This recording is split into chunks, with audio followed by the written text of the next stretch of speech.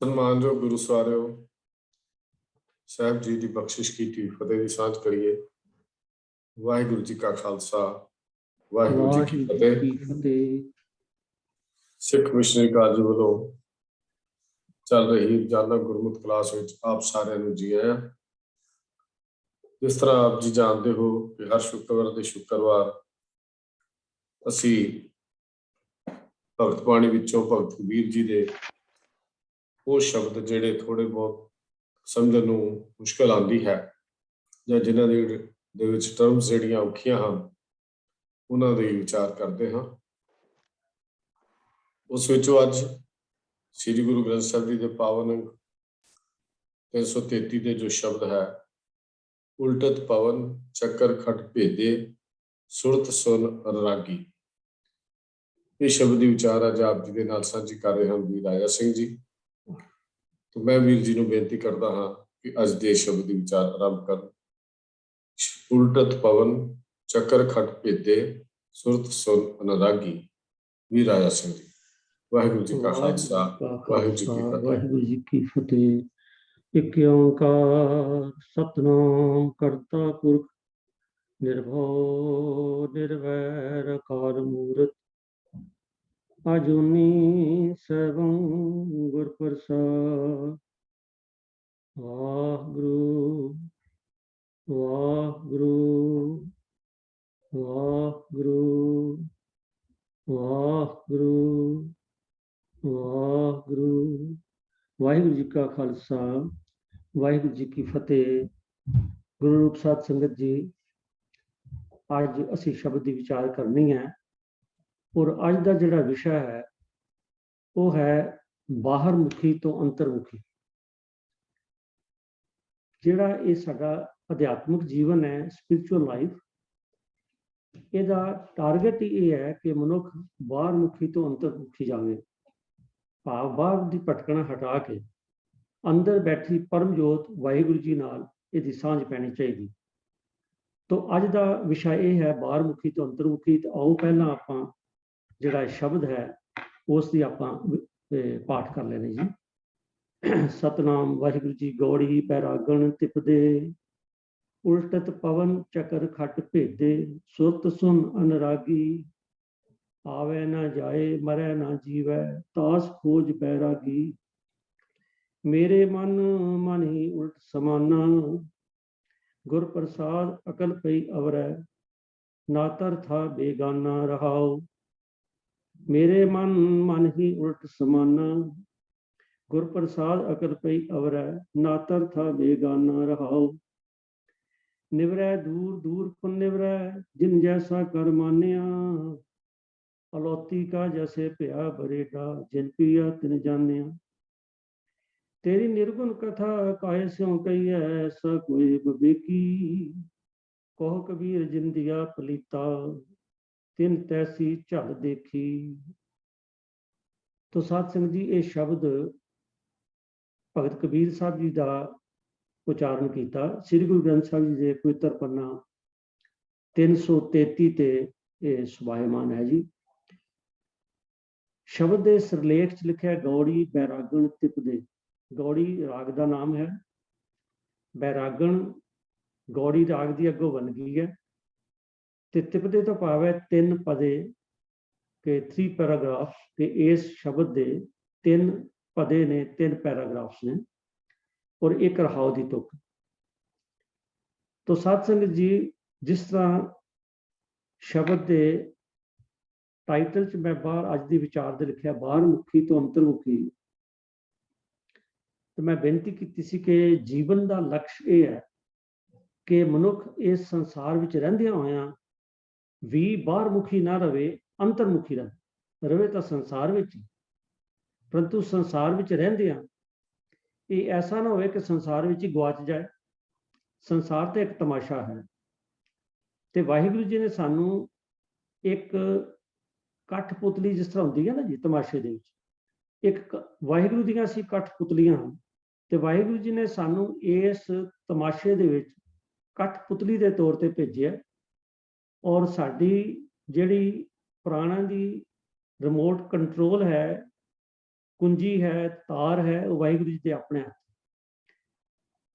पर वाहिगुरु जी ने सानू विवेक बुद्धि दिती है कि इस संसार में जा, मनुखा जीवन का आनंद लै, पर याद रखी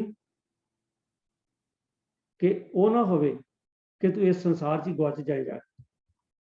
इस मनुखा जीवन का आनंद लै, क्योंकि मनुखा जीवन बड़ी सरताज जीवन है, बड़ी वधिया जीवन है। तो वाहिगुरु जी ने सानू जिथे सारे बाकी अंग दिते ने, बड़ी सोहनी पातशाह जी ने बड़े सिस्टमैटिक तरीके नाल सानू देही बना के दिती है।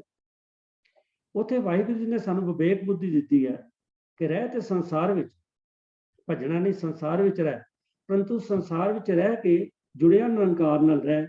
उहनूं कहंदे ने बाहरमुखी, कि रहना बाहरमुखी है, पर बाहरमुखी तो अंतरमुखी। रहना बाहरमुखी है, परंतु साडी जिहड़ी लिव है वो अंतरमुखी नाल जुड़ी रहनी चाहिदी है, जिहड़े साडे जिंदगी दा सोर्स है। मेरे कहण तो भावे वाहिगुरु जी निरंकार जिहड़ा जिंदगी दा सोर्स है। जिन जी उपाए, जिन जी उपाए पिंड जिन दिता, जी उपाए पिंड जिन दिता, दिता पहनण खान। जिस पातशाह ने सानू ये शरीर दिता है, शरीर विच जिंद पा के दिती है। महाराज साडी प्रतिपालना कर रहे, सानू खाण पीण नूं दे रहे ने, सानू श्वास दिता, सब कुछ दिता, किते उहनूं ना भुल जाए।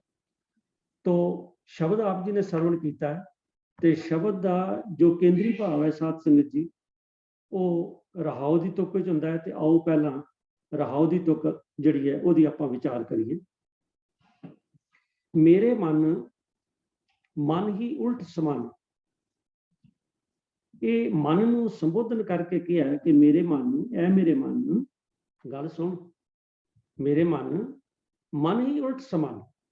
ऐ मेरे मन गल सुन, तू किस पासे पिया है ये भी ध्यान कर।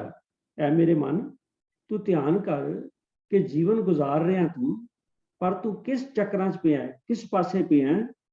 लगता है तू सही रस्ते ते नहीं चल रहा। बाणी कह रही है कि लगता तू सही रस्ते ते नहीं चल रहा, ते भलिया मेरे मन, ऐ मेरे मन ही उल्ट समान। तू अपनी डायरैक्शन बदल। मैं सत्संग की बेनती करते हाँ कि एक कुदरत वालों कोई ऐसी खेड बनी है कि कोई भी काम जिहड़ा ना, अगर उन्होंने असीं छड्ड देंगे ना, ਉਹਦੇ ਉੱਤੇ ਛੱਡ ਦਿਆਂਗੇ ਤਾਂ ਉਹਦੇ ਤੇ ਚੰਗੇ ਰਿਜ਼ਲਟ ਦੀ ਆਸ ਨਹੀਂ ਹੁੰਦੀ। ਕਵੀ ਸੈਨਾਪਤੀ ਜੋ ਹੋਏ ਨੇ, ਉਹਨਾਂ ਦੀਆਂ ਇਹ ਤੁਕਾਂ ਅਸੀਂ ਕਈ ਵਾਰੀ ਪੜ੍ਹਦੇ ਸੁਣਦੇ ਹਾਂ। ਮਨ ਲੋਚਿਆ ਬੁਰਾਈਆਂ, ਗੁਰ ਸ਼ਬਦੀ ਇਹ ਮਨ ਹੋਈ। ਵੀ ਜੇਕਰ ਅਸੀਂ ਮਨ ਨੂੰ ਛੱਡ ਦੇਈਏ ਨਾ ਆਪਣੇ ਆਪ ਤੇ, ਵੀ ਜਾ ਜੋ ਮਰਜ਼ੀ ਕਰ, ਤੇ ਇਹਦੇ ਤੋਂ ਆਸ ਨਹੀਂ ਰੱਖਣੀ ਚਾਹੀਦੀ ਕਿ ਮਨ ਕੋਈ ਚੰਗੇ ਕੰਮ ਕਰੇਗਾ। ਕੋਈ ਵਿਰਲੇ ਭਾਗਾਂ ਵਾਲੇ, ਬੜੇ ਅੱਛੇ ਕਰਮਾਂ ਵਾਲੇ ਜਿਹੜੇ ਮਨੁੱਖ ਨੇ, ਜਿਹੜੇ ਪ੍ਰਾਣੀ ਨੇ, ਅਗਰ ਉਹ ਚੰਗੇ ਪਾਸੇ ਜਾਂਦੇ ਨੇ ਠੀਕ ਹੈ, ਪਰ ਆਮ ਹਾਲਤਾਂ ਦੇ ਵਿੱਚ ਤੁਸੀਂ ਦੇਖੋ ਸਾਧ ਸੰਗਤ ਜੀ, ਇਹ ਕੁਦਰਤ ਦਾ ਕ੍ਰਿਸ਼ਮਾ। ਪਾਣੀ ਜਿਸ ਵੇਲੇ ਡੁੱਲਦਾ ਹੈ ਤਾਂ ਪਾਣੀ ਨਿਵਾਣ ਵੱਲ ਜਾਂਦਾ ਹੈ। ਪਾਣੀ ਜਿਸ ਵੇਲੇ ਬਰਸਾਤਾਂ ਪੈਂਦੀਆਂ ਨੇ ਤੇ ਪਹਾੜਾਂ ਤੋਂ ਖਿੱਚ ਕੇ ਨਹੀਂ ਲਿਆਉਣਾ ਪੈਂਦਾ। ਜਿਵੇਂ ਬਰਸਾਤ ਪੈਂਦੀ ਹੈ, ਪਹਾੜ ਤੋਂ ਪਾਣੀ ਸ਼ਰ-ਸ਼ਰ ਕਰਦਾ ਝਰਨਿਆਂ ਦੀ ਤਰ੍ਹਾਂ ਥੱਲੇ ਆਉਂਦਾ ਹੈ, ਔਰ ਨਦੀਆਂ ਨਾਲਿਆਂ ਵਿੱਚ ਵਹਿੰਦਾ ਵਹਿੰਦਾ ਵਹਿੰਦਾ ਅਖੀਰ ਤੇ ਜਾ ਕੇ ਸਮੁੰਦਰ 'ਚ ਮਿਲਦਾ ਹੈ। ਇਹਦਾ ਮਤਲਬ ਇਹ ਹੈ ਕਿ ਪਾਣੀ ਨਿਵਾਣ ਵੱਲ ਚੱਲਦਾ ਹੈ। ਪਰ ਜੇਕਰ ਇਸੇ ਪਾਣੀ ਨੂੰ ਅਸੀਂ ਨਿਵਾਣ ਤੋਂ ਉਚਾਈ ਵੱਲ ਭੇਜਣਾ ਹੋਵੇ ਤਾਂ ਫਿਰ ਸਾਨੂੰ ਕੋਈ ਬੰਦੋਬਸਤ ਕਰਨਾ ਪੈਂਦਾ ਹੈ, ਕੋਈ ਸਿਸਟਮ ਬਣਾਉਣਾ ਪੈਂਦਾ ਹੈ, ਕੋਈ ਬੂਸਟ ਅਪ ਕਰਨ ਦਾ ਕੋਈ ਸਾਧਨ ਸਾਨੂੰ ਬਣਾਉਣਾ ਪੈਂਦਾ ਹੈ। ਆਪਣੇ ਆਪ ਨਹੀਂ ਜਾਂਦਾ। ਤਾਂ ਨੀਵੇਂ ਪਾਸੇ ਇਸੇ ਤਰ੍ਹਾਂ ਜਿਹੜਾ ਮਨ ਹੈ ਸਾਡਾ, ਨੀਵੇਂ ਪਾਸੇ ਤੇ ਆਪਣੇ ਆਪ ਚਲੇ ਜਾਏ, ਪਰੰਤੂ ਉੱਚੇ ਪਾਸੇ ਚਲਾਉਣ ਲਈ ਇਸ ਮਨ ਨੂੰ ਕਿਸੇ ਸ਼ਕਤੀ ਦੀ ਲੋੜ ਹੈ, ਕਿਸੇ ਸਹਾਰੇ ਦੀ ਲੋੜ ਹੈ। ਉਹ ਆਪਾਂ ਵਿਚਾਰ ਕਰਨੀ ਹੈ। ਇੱਥੇ ਇਹੀ ਆਖਿਆ ਕਿ ਮੇਰੇ ਮਨ ਹੀ ਉਲਟ ਸਮਾਨ। ਮੈਂ ਬੇਨਤੀ ਕਰ ਰਿਹਾ ਨਾ ਕਿ ਮਨ ਨੂੰ ਜੇ ਆਪਾਂ ਲੈਟਰ ਨੂੰ ਛੱਡ ਦੇਈਏ, ਜਿਸ ਤਰ੍ਹਾਂ ਪਾਣੀ ਨਿਵਾਣ ਵੱਲ ਜਾਂਦਾ ਨਾ, ਤੇ ਇਹ ਆਪਣੇ ਆਪ ਮਨ ਜਿਹੜਾ ਹੈ, ਅਗਰ ਇਹਨੂੰ ਖੁੱਲ੍ਹਿਆਂ ਛੱਡ ਦੇਈਏ ਨਾ, ਇਹਦੀਆਂ ਵਾਗਾਂ ਖੁੱਲ੍ਹੀਆਂ ਛੱਡ ਦੇਈਏ, ਤਾਂ ਇਹਦੇ ਤੋਂ ਚੰਗੇ ਕੰਮ ਦੀ ਆਸ ਨਹੀਂ ਰੱਖੀ ਜਾ ਸਕਦੀ। ਇਸੇ ਕਰਕੇ ਕਵੀ ਸੈਨਾਪਤੀ ਨੇ ਕਿਹਾ ਨਾ, ਮਨ ਲੋਚਾ ਬੁਰਾਈਆਂ। ਅਗਲੀ ਤੋਂ ਕੀ ਹੈ, ਗੁਰ ਸ਼ਬਦੀ ਇਹ ਮਨ ਹੋੜੀਏ। ਗੁਰੂ ਦੇ ਸ਼ਬਦ ਦਾ ਹੋੜਾ ਲਾਣਾ ਪੈਣਾ ਹੈ, ਨਹੀਂ ਤੇ ਇਹਨੇ ਤੇ ਬੁਰਾਈਆਂ ਸੋਚਣੀਆਂ। ਤੁਸੀਂ ਦੇਖੋ ਸਾਧ ਸੰਗਤ ਕਿ ਚੰਗੇ ਪਾਸੇ ਜਾਣ ਲਈ, ਜਿਵੇਂ ਹੁਣ ਬੇਨਤੀ ਕਰ ਰਹੇ ਹਾਂ ਕਿ ਪਾਣੀ ਨੂੰ ਉੱਚੇ ਦਾ ਮਤਲਬ ਹੈ ਚੰਗੇ ਪਾਸੇ, ਤੇ ਨੀਵੇਂ ਦਾ ਭਾਵ ਹੈ ਮਾੜੇ ਪਾਸੇ। ਮਾੜੇ ਪਾਸੇ ਤੇ ਆਪਣੇ ਆਪ ਹਰ ਬਿਰਤੀ ਚਲ ਜਾਂਦੀ ਹੈ। ਉਤਲੇ ਪਾਸੇ ਭਾਵ ਚੰਗੇ ਪਾਸੇ ਲਿਜਾਣ ਲਈ ਸਾਨੂੰ ਲੋੜ ਹੈ। ਉਹਨੂੰ ਲੋੜ ਕਾਹਦੀ ਹੈ? ਮਨ ਲੋਚਿਆ ਬੁਰਾਈਆਂ, ਗੁਰ ਸ਼ਬਦੀ ਇਹ ਮਨ ਹੋੜੀਏ। ਇਹਨੂੰ ਗੁਰੂ ਸ਼ਬਦ ਦਾ ਹੋੜਾ ਚਾਹੀਦਾ।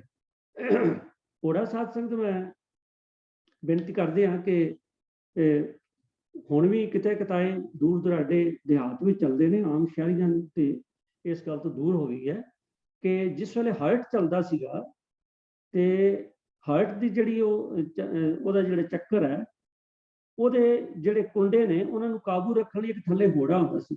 ਹੋੜੇ ਦਾ ਮਤਲਬ ਕੋਟਣਾ ਤਾਂ ਜੇ ਉਸ ਚੱਕਰ ਨੂੰ ਵਾਪਸ ਨਾ ਆਣ ਦੇਵੇ।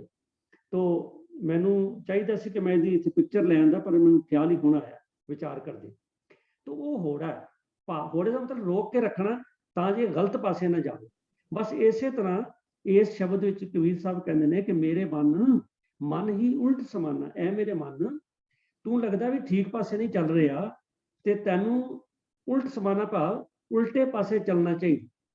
ਤੋ ਜਿਵੇਂ ਮੈਂ ਬੇਨਤੀ ਕੀਤੀ ਕਿ ਆਮ ਹਾਲਤਾਂ 'ਚ ਜਿਹੜਾ ਮਨ ਹੈ ਉਹ ਮਾੜੇ ਪਾਸੇ ਜਾਏਗਾ, ਗਲਤ ਪਾਸੇ ਜਾਏਗਾ।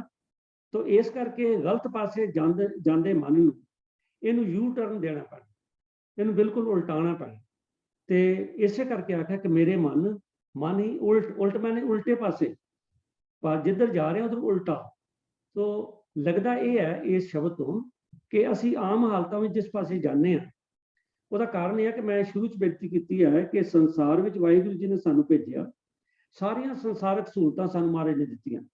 ਸਾਨੂੰ ਖਾਣ ਪਾਣ ਨੂੰ ਦਿੱਤਾ ਹੈ, ਹਵਾ ਦਿੱਤੀ ਹੈ, ਪਾਣੀ ਦਿੱਤਾ ਹੈ, ਸਭ ਕੁਝ ਦਿੱਤਾ ਪਾਤਸ਼ਾਹ ਜੀ ਨੇ। ਇਹ ਜੀਵਨ ਦਿੱਤਾ ਹੈ, ਪਰਿਵਾਰ ਦਿੱਤਾ ਹੈ, ਸੰਸਾਰ 'ਚ ਹਰ ਜਿਹੜੀ ਕੰਫਰਟ ਹੈ ਵਾਹਿਗੁਰੂ ਜੀ ਨੇ ਸਾਨੂੰ ਦਿੱਤੀ ਹੈ। ਤੇ ਮਨੁੱਖ ਲਾਲਚ ਵਿੱਚ ਆ ਜਾਂਦਾ ਹੈ, ਉਸ ਕੰਫਰਟ ਵਿੱਚ ਫਸ ਕੇ ਫਿਰ ਦਾਤ ਪਿਆਰੀ ਵਿਸਰਿਆ ਦਾਤਾਰਾ ਹੋ ਜਾਂਦਾ ਤੇ ਫਿਰ ਨਾ ਰੱਬ ਨੂੰ ਤੇ ਭੁੱਲ ਹੀ ਜਾਂਦਾ ਹੈ, ਦੂਸਰੇ ਪਾਸੇ ਤੁਰ ਜਾਂਦਾ ਹੈ। ਤਾਂ ਕਰਕੇ ਕਹਿਣਾ ਪਿਆ ਕਿ ਮੇਰੇ ਮਨ ਹੀ ਉਲਟ ਸਮਾਨ, ਤੈਨੂੰ ਉਲਟੇ ਪਾਸੇ ਭਾਵ, ਉਲਟੇ ਪਾਸੇ ਤੋਂ ਭਾਵ ਹੈ ਆਮ ਤੌਰ ਤੇ ਅਸੀਂ ਉਲਟਾ ਕਹਿੰਦੇ ਆ ਗਲਤ ਕੰਮ, ਪਰ ਜੇਕਰ ਕੋਈ ਬੰਦਾ ਗਲਤ ਪਾਸੇ ਜਾਂਦਾ ਹੈ ਤੁਸੀਂ ਕਹਾਂਗੇ ਉਲਟੇ ਪਾਸੇ ਜਾਓ, ਤੂੰ ਗਲਤ ਪਾਸੇ ਆ ਗਿਆ, ਉਲਟੇ ਪਾਸੇ ਜਾ। ਸੋ ਇਸੇ ਤਰ੍ਹਾਂ ਮਨ ਨੂੰ ਉਲਟਾਣਾ ਹੈ ਤੇ ਜਿਸ ਵੇਲੇ ਇਸ ਮਨ ਨੂੰ ਉਲਟਾਣਾ ਹੈ ਤੇ ਅਗਲੀ ਤੁਕ ਕਬੀਰ ਸਾਹਿਬ ਕਹਿੰਦੇ ਗੁਰ ਪ੍ਰਸਾਦ ਦਿਨ ਸਾਰੀ ਗੁਰੂ ਦੀ ਕਿਰਪਾ ਨਾਲ ਅਕਲ ਪਈ ਅਵਰੈ। ਜਿਸ ਵੇਲੇ ਮੈਂ ਇਹ ਗੱਲ ਮੈਨੂੰ ਸਮਝ ਆ ਗਈ ਕਿ ਮੈਂ ਜੀਵਨ ਦੇ ਰਸਤੇ ਤੇ, ਜੀਵਨ ਦੇ ਸਹੀ ਰਸਤੇ ਤੇ ਚੱਲਣਾ, ਮੈਂ ਉਲਟ ਪਾਸੇ ਚੱਲ ਰਿਹਾ। ਦੇਖੋ ਦੁਨੀਆ 'ਚ ਜਿਸ ਵੇਲੇ ਅਸੀਂ ਰਹਿ ਰਹੇ ਨੇ ਜੀ, ਤੇ ਇਹ ਜਿਹੜੀ ਦੁਨੀਆ ਦੀ ਦੁਨੀਆਦਾਰੀ ਹੈ ਨਾ, ਭਾਵ ਜਿਹੜੇ ਸਰੀਰਕ ਸੁੱਖ ਨੇ ਉਹ ਸਾਨੂੰ ਆਪਣੇ ਵਿੱਚ ਇੰਨਾ ਖੁਬਾ ਲੈਂਦੇ ਨੇ ਕਿ ਅਸੀਂ ਸੁੱਖ ਦੇਣ ਵਾਲੇ ਨੂੰ ਭੁੱਲ ਜਾਂਦੇ। ਮੈਂ ਇਸ ਗੱਲ ਨੂੰ ਰਿਪੀਟ ਕਰ ਰਿਹਾ ਇਸ ਕਰਕੇ ਕਿ ਸਾਨੂੰ ਅੰਦਰ ਜੁੜਨ ਦੀ ਲੋੜ ਹੈ। ਇਹ ਜਿਹੜਾ ਆਪਾਂ ਰਹਾਉ ਦੀ ਤੁਕ ਪੜ੍ਹ ਰਹੇ ਹਾਂ ਉਹਦੇ 'ਚ ਕਬੀਰ ਸਾਹਿਬ ਇਹੀ ਕਹਿ ਰਹੇ ਨੇ ਕਿ ਭਲਿਆ ਬਾਹਰੋਂ ਅੰਦਰ ਜਾ, ਅੰਦਰ ਜਾਣ ਦੀ ਲੋੜ ਹੈ। ਦੇਖੋ ਅੰਦਰ ਏਕ ਹੈ, ਬਾਹਰ ਅਨੇਕ। ਅਸੀਂ ਸੰਸਾਰ ਦੀਆਂ ਅਨੇਕਾਂ ਚੀਜ਼ਾਂ ਦੇਖਦੇ ਹਾਂ, ਉਹਦੇ 'ਚ ਗਵਾਚ ਜਾਂਦੇ, ਪਰ ਜਿਹੜਾ ਉਹਨਾਂ ਚੀਜ਼ਾਂ ਨੂੰ ਦੇਣ ਵਾਲਾ ਅੰਦਰ ਬੈਠਾ ਹੈ ਉਹ ਅੰਦਰ ਏਕ ਹੈ, ਬਾਹਰ ਅਨੇਕ। ਜਿਸ ਵੇਲੇ ਅਸੀਂ ਅੰਦਰ ਵੱਲ ਜਾਂਦੇ ਹਾਂ ਤੇ ਅੰਦਰ ਕੰਸਟਰਕਸ਼ਨ ਹੈ, ਭਾਵ ਸਾਡੇ ਮਨ ਦੀ ਘੜ ਸੋਹਣੀ ਘੜੀ ਜਾਂਦੀ ਹੈ। ਸੁਰਤ ਮਾਤਮਨ ਬਹੁਤ ਸਾਰੀ ਘੜੀਆਂ ਜਾਂਦੀਆਂ, ਘੜੀਆਂ ਸੁਰਤ ਮਾਤਮਨ ਬਹੁਤ। ਜਿਸ ਵੇਲੇ ਅੰਦਰ ਵੱਲ ਜਾਣਾ ਤੇ ਕੰਸਟਰਕਸ਼ਨ ਹੈ, ਪਰੰਤੂ ਜਿਸ ਵੇਲੇ ਬਾਹਰ ਮੰਨ ਜਾਂਦਾ ਡਿਸਟਰਕਸ਼ਨ, ਫਿਰ ਅਸੀਂ ਰੱਬ ਤੋਂ ਟੁੱਟ ਜਾਂਦੇ, ਬਾਹਰ ਦੀਆਂ ਗੱਲਾਂ 'ਚ ਅਸੀਂ ਬੜੇ ਖਚਿਤ ਹੋ ਜਾਂਦੇ। ਤੋ ਅੰਦਰ ਜਾਣਾ ਜਿਹੜਾ ਉਹ ਇੱਕ ਨਾਲ ਜੁੜਨਾ ਹੈ, ਬਾਹਰ ਅਨੇਕ ਨੇ, ਸੋ ਅਨੇਕਾਂ ਤੋਂ ਹਟਾ ਕੇ ਅਨੇਕਾਂ ਵਿੱਚ ਰਹਿੰਦਿਆਂ ਮਨ ਨੂੰ ਇੱਕ ਨਾਲ ਜੋੜਨਾ ਹੈ। ਉਹ ਕਿਵੇਂ ਹੋਏਗੀ? ਗੁਰ ਪ੍ਰਸਾਦ ਅਕਲ ਪਈ ਅਵਰੈ। ਜਿਸ ਵੇਲੇ ਗੁਰੂ ਦੀ ਕਿਰਪਾ ਹੋ ਗਈ ਤਾਂ ਫਿਰ ਅਕਲ ਪਈ ਅਵਰੈ ਨਾਤਰ ਥਾ ਬੇਗਮ। ਭਈ ਇਹ ਜਿਹੜਾ ਮਨ ਹੈ ਨਾ, ਇਹ ਜਿਹੜਾ ਮਨ ਹੈ ਜਿਹੜਾ ਪੁੱਠੇ ਪਾਸੇ ਜਾ ਰਿਹਾ ਸੀਗਾ, ਜਿਹੜਾ ਆਪਣੇ ਆਪ ਨੂੰ ਸਮਝਿਆ ਸੀ ਮੈਂ ਕੋਈ ਖਾਸ ਚੀਜ਼ ਹੈਗੀ ਆ, ਇਹਨੂੰ ਥੋੜੀ ਸਮਝ ਆਈ। ਸਾਧ ਸੰਗਤ ਮੈਨੂੰ ਗੱਲ ਯਾਦ ਆ ਗਈ ਹੈ, ਇੱਕ ਕਹਾਣੀ ਪ੍ਰਚਲਿਤ ਹੈ। ਮੈਂ ਤੇ ਕਹਾਣੀ ਕਹਾਂਗਾ ਕਿਉਂਕਿ ਇਹ ਸੁਣੀ ਸੁਣਾਈ ਹੈ ਤੇ ਮੈਂ ਤੁਹਾਨੂੰ ਸੁਣਾਉਣ ਲੱਗਾ। ਕਹਿੰਦੇ ਨੇ ਕਿ ਜਿਹੜਾ ਬੁੱਲਾ ਸ਼ਾਹ ਹੋਇਆ ਤੇ ਉਹ ਕਹਿੰਦੇ ਨੇ ਵੀ ਆਪਣੇ ਖੇਤ ਵਿੱਚ ਬੈਠਾ ਕੰਮ ਕਰ ਰਿਹਾ ਸੀਗਾ ਤੇ ਉਹ ਪਨੀਰੀ ਮਤਲਬ ਸੈਪਲਿੰਗ ਜਿਹੜੇ ਪਲਾਂਟਸ ਹੁੰਦੀਆਂ ਨੇ ਜੀ, ਉਹਨਾਂ ਨੂੰ ਕੱਢ ਕੇ ਪਹਿਲੇ ਇਕੱਠੇ ਥਾਂ ਤੇ ਇੱਕ ਮਤਲਬ ਵੀ ਝੁੰਡ ਜਿਹਾ ਜਿਹੜਾ ਉੱਗ ਜਾਂਦਾ, ਇਕੱਠੇ ਬੀਜ ਪੈਂਦੇ, ਫਿਰ ਉਹਨੂੰ ਪੁੱਟ ਕੇ ਕੱਲੇ ਨੂੰ ਕਿਆਰੀ ਦੇ ਵਿੱਚ ਪ੍ਰੋਪਰ ਸਿਸਟਮੈਟਿਕ ਤਰੀਕੇ ਨਾਲ ਨਾ ਉਹਨੂੰ ਦੁਬਾਰਾ ਰੀਪਲਾਂਟ ਕੀਤਾ ਜਾਂਦਾ। ਸੋ ਉਹ ਜਿਹੜੇ ਸੈਪਲਿੰਗ ਰੀਪਲਾਂਟਿੰਗ ਦਾ ਸਿਸਟਮ ਹੈ, ਕਹਿੰਦੇ ਬੁੱਲੇ ਸ਼ਾਹ ਕਰ ਰਿਹਾ ਸੀਗਾ। ਤੇ ਕਿਸੇ ਬੁੱਲੇ ਨੂੰ ਪੁੱਛਿਆ ਕਿ ਬੁੱਲਿਆ ਰੱਬ ਦਾ ਕੀ ਪਾਉਣਾ? ਤੇ ਉਹ ਕਹਿੰਦਾ ਇਧਰੋਂ ਪੁੱਟਣਾ ਤੇ ਇੱਧਰ ਲਾਉਣਾ। ਹੁਣ ਇਹ ਗੱਲ ਜਿਹੜੀ ਬੜੀ ਰਮਜ਼ ਹੈ ਬੁੱਲੇ ਦੀ, ਮੈਂ ਪਹਿਲੇ ਕਿਹਾ ਕਹਾਣੀ ਹੈ, ਮੈਨੂੰ ਨਹੀਂ ਪਤਾ ਠੀਕ ਹੈ ਨਹੀਂ ਹੈ, ਪਰ ਪ੍ਰਚਲਿਤ ਹੈ, ਮੈਂ ਤੁਹਾਨੂੰ ਸੁਣਾਤੀ। ਰੱਬ ਦਾ ਕੀ ਪਾਉਣਾ? ਬੁੱਲਿਆ ਰੱਬ ਦਾ ਕੀ ਪਾਉਣਾ? ਕਹਿੰਦਾ ਇਧਰੋਂ ਪੁੱਟਣਾ ਤੇ ਇੱਧਰ ਲਾਣਾ। ਉਹਦਾ ਮਤਲਬ ਇਹ ਹੈ ਕਿ ਜਿਨ੍ਹਾਂ ਕੰਮਾਂ 'ਚ ਅਸੀਂ ਫਸੇ ਹਾਂ ਉਧਰੋਂ ਹਟਾ ਕੇ ਇਹਨੂੰ ਰੱਬ ਨਾਲ ਜੋੜਨਾ, ਬਸ ਹੋਰ ਕੀ। ਦੇਖੋ ਰੱਬ ਨੂੰ ਪਾਉਣਾ ਦੇ ਐਸ ਆਪਾਂ ਤੁਕ ਪੜ੍ਹਦੇ ਹਾਂ ਤੇ ਪਤਾ ਲੱਗਦਾ ਰੱਬ ਨੂੰ ਪਾਉਣਾ ਤੇ ਬੜਾ ਸੌਖਾ ਹੀ ਹੈ। ਤੇ ਜੇ ਇੰਨਾ ਸੌਖਾ ਹੈ ਤੇ ਫਿਰ ਆਪਾਂ ਇੰਨੀ ਉਮਰ ਬਿਤਾਤੀ, ਸਾਨੂੰ ਰੱਬ ਦੀ ਕਿਉਂ ਨਹੀਂ ਦਰਸ਼ਨ ਹੋਏ, ਰੱਬ ਦਾ ਮਿਲਾਪ ਕਿਉਂ ਨਹੀਂ ਹੋਇਆ। ਜਬੁੱਲਾ ਕਹਿੰਦਾ ਇੰਨਾ ਹੀ ਸੌਖਾ ਹੈ ਜੀ, ਇੱਧਰੋਂ ਪੁੱਟਣਾ ਤੇ ਇੱਧਰੋਂ ਲਾਉਣਾ। ਪਰ ਸਾਧ ਸੰਗਤ ਮੁਸ਼ਕਲ ਤੇ ਇਹੀ ਹੈ ਕਿ ਇੱਧਰੋਂ ਪੁੱਟ ਕੇ ਲਾਉਣਾ ਹੀ ਔਖਾ ਹੈ। ਜਿੱਧਰ ਅਸੀਂ ਫਸੇ ਹੋਏ ਹਾਂ ਨਾ, ਲਾਉਣਾ ਹੀ ਔਖਾ ਹੈ। ਜੇਕਰ ਸੌਖਾ ਹੁੰਦਾ ਨਾ ਜੀ ਤੇ ਅੱਜ ਸੰਸਾਰ ਤੇ ਹਲੇਮੀ ਰਾਜ ਹੁੰਦਾ। ਅੱਜ ਸੰਸਾਰ ਤੇ ਇੰਨੀਆਂ ਬਲਾਤਕਾਰੀਆਂ, ਇੰਨੇ ਝੂਠ, ਇੰਨੀਆਂ ਬੇਈਮਾਨੀਆਂ, ਇੰਨੀਆਂ ਠੱਗੀਆਂ, ਹਰ ਇੱਕ ਦੇਸ਼ ਜਿਹੜਾ ਉਹ ਕਿਸੇ ਨਾ ਕਿਸੇ ਕਾਰਨ ਕਰਕੇ ਉਹਦੇ 'ਚ ਕੁਛ ਨਾ ਕੁਛ ਅਪਹੀਵਲ, ਉਥਲ ਪੁਥਲ ਹੋ ਰਹੀ ਹੈ। ਉਹਦਾ ਕਾਰਨ ਕੀ ਹੈ? ਕਾਰਨ ਇਹੀ ਹੈ, ਮੈਂ ਬੇਨਤੀ ਕਰ ਰਿਹਾ ਕਿ ਐਡਾ ਸੌਖਾ ਨਹੀਂ ਹੈ ਕਿ ਇੱਧਰੋਂ ਪੁੱਟਣਾ ਤੇ ਇੱਧਰੋਂ ਲਾਉਣਾ। ਬੁੱਲੇ ਨੇ ਤੇ ਕਹਿਤਾ, ਉਹ ਤਾਂ ਮਸਤ ਫਕੀਰ ਸੀਗਾ, ਉਹਨੇ ਕਹਿਤਾ ਇੱਧਰੋਂ ਪੁੱਟਣਾ ਉੱਧਰੋਂ ਲਾਉਣਾ, ਗੱਲ ਉਹਦੀ ਸਹੀ ਹੈ। ਪਰ ਮੈਂ ਤਾਂ ਇਹ ਬੇਨਤੀ ਕਰ ਰਿਹਾ ਕਿ ਇੱਧਰੋਂ ਪੁੱਟਣਾ ਤੇ ਉੱਧਰ ਲਾਉਣਾ ਇਹ ਐਡਾ ਸੌਖਾ ਨਹੀਂ ਹੈ। ਇਹਦੇ ਲਈ ਬੜੀ ਮਿਹਨਤ ਦੀ ਲੋੜ ਹੈ। ਤਾਂ ਉਸ ਮਿਹਨਤ ਜਿਹੜੀ ਹੈ, ਉਹ ਮਿਹਨਤ ਕਿਵੇਂ ਹੈ? ਉਹ ਇਹ ਹੈਗੀ ਹੈ ਕਿ ਤੁਸੀਂ ਦੇਖੋ ਕਿ ਜਿਹੜਾ ਸਾਡਾ ਮਨ ਹੈ, ਇਹ ਤੁਸੀਂ ਸਾਹਮਣੇ ਸਲਾਈਡ ਦੇਖ ਰਹੇ ਹੋ, ਮਨ ਵਿਚਕਾਰ ਹੈ ਤੇ ਮਨ ਦੀ ਜਿਹੜੀ ਡਾਇਰੈਕਸ਼ਨ ਹੈ, ਜਿਹੜਾ ਮਨ ਆਮ ਹਾਲਤਾਂ 'ਚ ਰਹਿੰਦਾ ਹੈ, ਉਹ ਕਾਮ, ਕ੍ਰੋਧ, ਲੋਭ, ਝੂਠ, ਨਿੰਦਾ। ਇਸ ਕਰਕੇ ਬਾਣੀ 'ਚ ਆਇਆ ਨਾ, ਕਾਮ, ਕ੍ਰੋਧ, ਲੋਭ, ਝੂਠ, ਨਿੰਦਾ ਇਨ ਤੇ ਆਪ ਛਡਾਓ, ਇਹ ਭੀਤਰ ਤੇ ਇਨਕੋ ਡਾਰੋ, ਆਪ ਨਿਕਟ ਬੁਲਾਓ। ਰੱਬ ਦੇ ਨੇੜੇ ਜਾਣਾ ਹੋਵੇ ਤੇ ਅਸਲ 'ਚ ਗੱਲ ਇਹ ਹੈ ਕਿ ਸੰਸਾਰ ਦੇ ਵਿੱਚ ਲੋਭ ਲਹਿਰ ਅਤ ਨੀਚਰ ਵੱਜਾ। ਇੱਥੇ ਤੇ ਲੋਭ ਲਹਿਰ ਦੀਆਂ ਜਿਹੜੀਆਂ ਨਾ, ਲੋਭ ਦੀਆਂ ਲਹਿਰਾਂ, ਵਿਕਾਰਾਂ ਦੀਆਂ ਲਹਿਰਾਂ ਜਿਹੜੀਆਂ ਨੇ ਉਹ ਛੱਲਾ ਮਾਰ ਰਹੀਆਂ ਤੇ ਉਹਦੇ ਵਿੱਚ ਸਾਡਾ ਮਨ ਜਿਹੜਾ ਨਾ, ਉਹਦੇ ਵਿੱਚ ਉਹਨਾਂ ਛੱਲਾਂ ਵਿੱਚ ਡੁੱਬਿਆ ਪਿਆ। ਲੋਭ ਲਹਿਰ ਅਤ ਨੀਜਰ ਵੱਜਾ, ਕਾਇਆ ਡੁੱਬੇ ਕੇਸਵਾ। ਇਹ ਸਾਡਾ ਜਿਹੜਾ ਜੀਵਨ ਹੈ ਇਹ ਵਿਕਾਰਾਂ ਦੀਆਂ ਲਹਿਰਾਂ ਵਿੱਚ ਡੁੱਬਿਆ ਪਿਆ। ਮਨ ਵਿਚਾਰਾ ਕੀ ਕਰੇ? ਉਹਦਾ ਕਾਰਨ ਇਹ ਹੈ ਕਿ ਜਿਹੜੀਆਂ ਵਿਕਾਰ ਦੀਆਂ ਲਹਿਰਾਂ ਨੇ, ਜਿਹੜੇ ਵਿਕਾਰ ਨੇ ਉਹ ਹੈ ਹੀ ਬੜੇ ਅਟਰੈਕਟਿਵ ਨੇ। ਜੇ ਮਨੁੱਖ ਨੂੰ ਲਾਲਚ ਹੋਵੇ ਤੇ ਲਾਲਚ ਕੋਈ ਇੱਕ ਤਰ੍ਹਾਂ ਦਾ ਥੋੜਾ ਹੈਗਾ, ਆਪਾਂ ਗਾਏ ਬਗਾਏ ਇਸ ਦੀ ਵਿਚਾਰ ਚੱਲਦੀ ਰਹਿੰਦੀ ਹੈ। ਲਾਲਚ ਖਾਣ ਦਾ ਹੈ, ਲਾਲਚ ਦੇਖਣ ਦਾ ਹੈ, ਲਾਲਚ ਪੀਣ ਦਾ ਹੈ, ਲਾਲਚ ਜਿਉਣ ਦਾ ਹੈ, ਲਾਲਚ ਪਹਿਨਣ ਦਾ ਹੈ, ਲਾਲਚ ਕਮਾਉਣ ਦਾ ਹੈ, ਲਾਲਚ ਖਰਚਾਉਣ ਦਾ ਹੈ, ਲਾਲਚ ਧੀਆਂ ਪੁੱਤਰਾਂ ਦਾ ਹੈ, ਲਾਲਚ ਦੋਸਤਾਂ ਮਿੱਤਰਾਂ ਦਾ ਹੈ। ਲਾਲਚ ਦੀ ਕੋਈ ਅੰਤ? ਤੋ ਐਡੀ ਵੱਡੀ ਲਹਿਰ ਹੈ ਲਾਲਚ ਦੀ, ਮਨ ਤੇ ਉਹਦੇ ਵਿੱਚ ਵਿਚਾਰਾ ਗਵਾਚਿਆ ਰਹਿੰਦਾ, ਮਨ ਤੇ ਇਹਦੇ ਵਿੱਚ ਗਵਾਚਿਆ ਰਹਿੰਦਾ। ਇਸੇ ਤਰ੍ਹਾਂ ਕਾਮ ਹੈ, ਕਾਮ ਵਾਸ਼ਨਾ ਹੈ, ਕ੍ਰੋਧ ਹੈ, ਝੂਠ ਹੈ, ਨਿੰਦਾ ਹੈ, ਚੁਗਲੀ ਹੈ, ਬੜਾ ਕੁਛ ਹੈ। ਇਹ ਬਹੁਤ ਸਾਰੀਆਂ ਜਿਹੜੀਆਂ ਨਾ ਵਿਕਾਰਾਂ ਦੀਆਂ ਲਹਿਰਾਂ, ਇਹ ਮਨੁੱਖ ਨੂੰ ਹਮੇਸ਼ਾ ਪ੍ਰਭਾਵਿਤ ਕਰਦੀਆਂ ਤੇ ਇਹਨਾਂ ਦਾ ਐਡਾ ਜ਼ਿਆਦਾ ਬੋਲਬਾਲਾ ਹੈ, ਐਡਾ ਜ਼ਿਆਦਾ ਬੋਲਬਾਲਾ ਹੈ। ਦੇਖੋ ਮਨੁੱਖੀ ਸੁਭਾਅ ਹੈ ਕਿ ਜਿਹੜੀ ਚੀਜ਼ ਬਹੁਤੇ ਲੋਕੀ ਕਰਦੇ ਹੋਣ ਸਾਨੂੰ ਠੀਕ ਲੱਗਦੀ ਹੈ, ਜਿਹੜੇ ਲੋਕ ਬਹੁਤੀ ਚੀਜ਼ ਕਰਦੇ ਹੋਣ ਨਾ ਸਾਨੂੰ ਠੀਕ ਲੱਗਦੀ ਹੈ। ਤੇ ਸੰਸਾਰ ਵਿੱਚ ਵਿਕਾਰਾਂ ਦਾ ਬੋਲਬਾਲਾ ਹੈ, ਸਾਨੂੰ ਠੀਕ ਹੀ ਲੱਗਦੇ ਨੇ।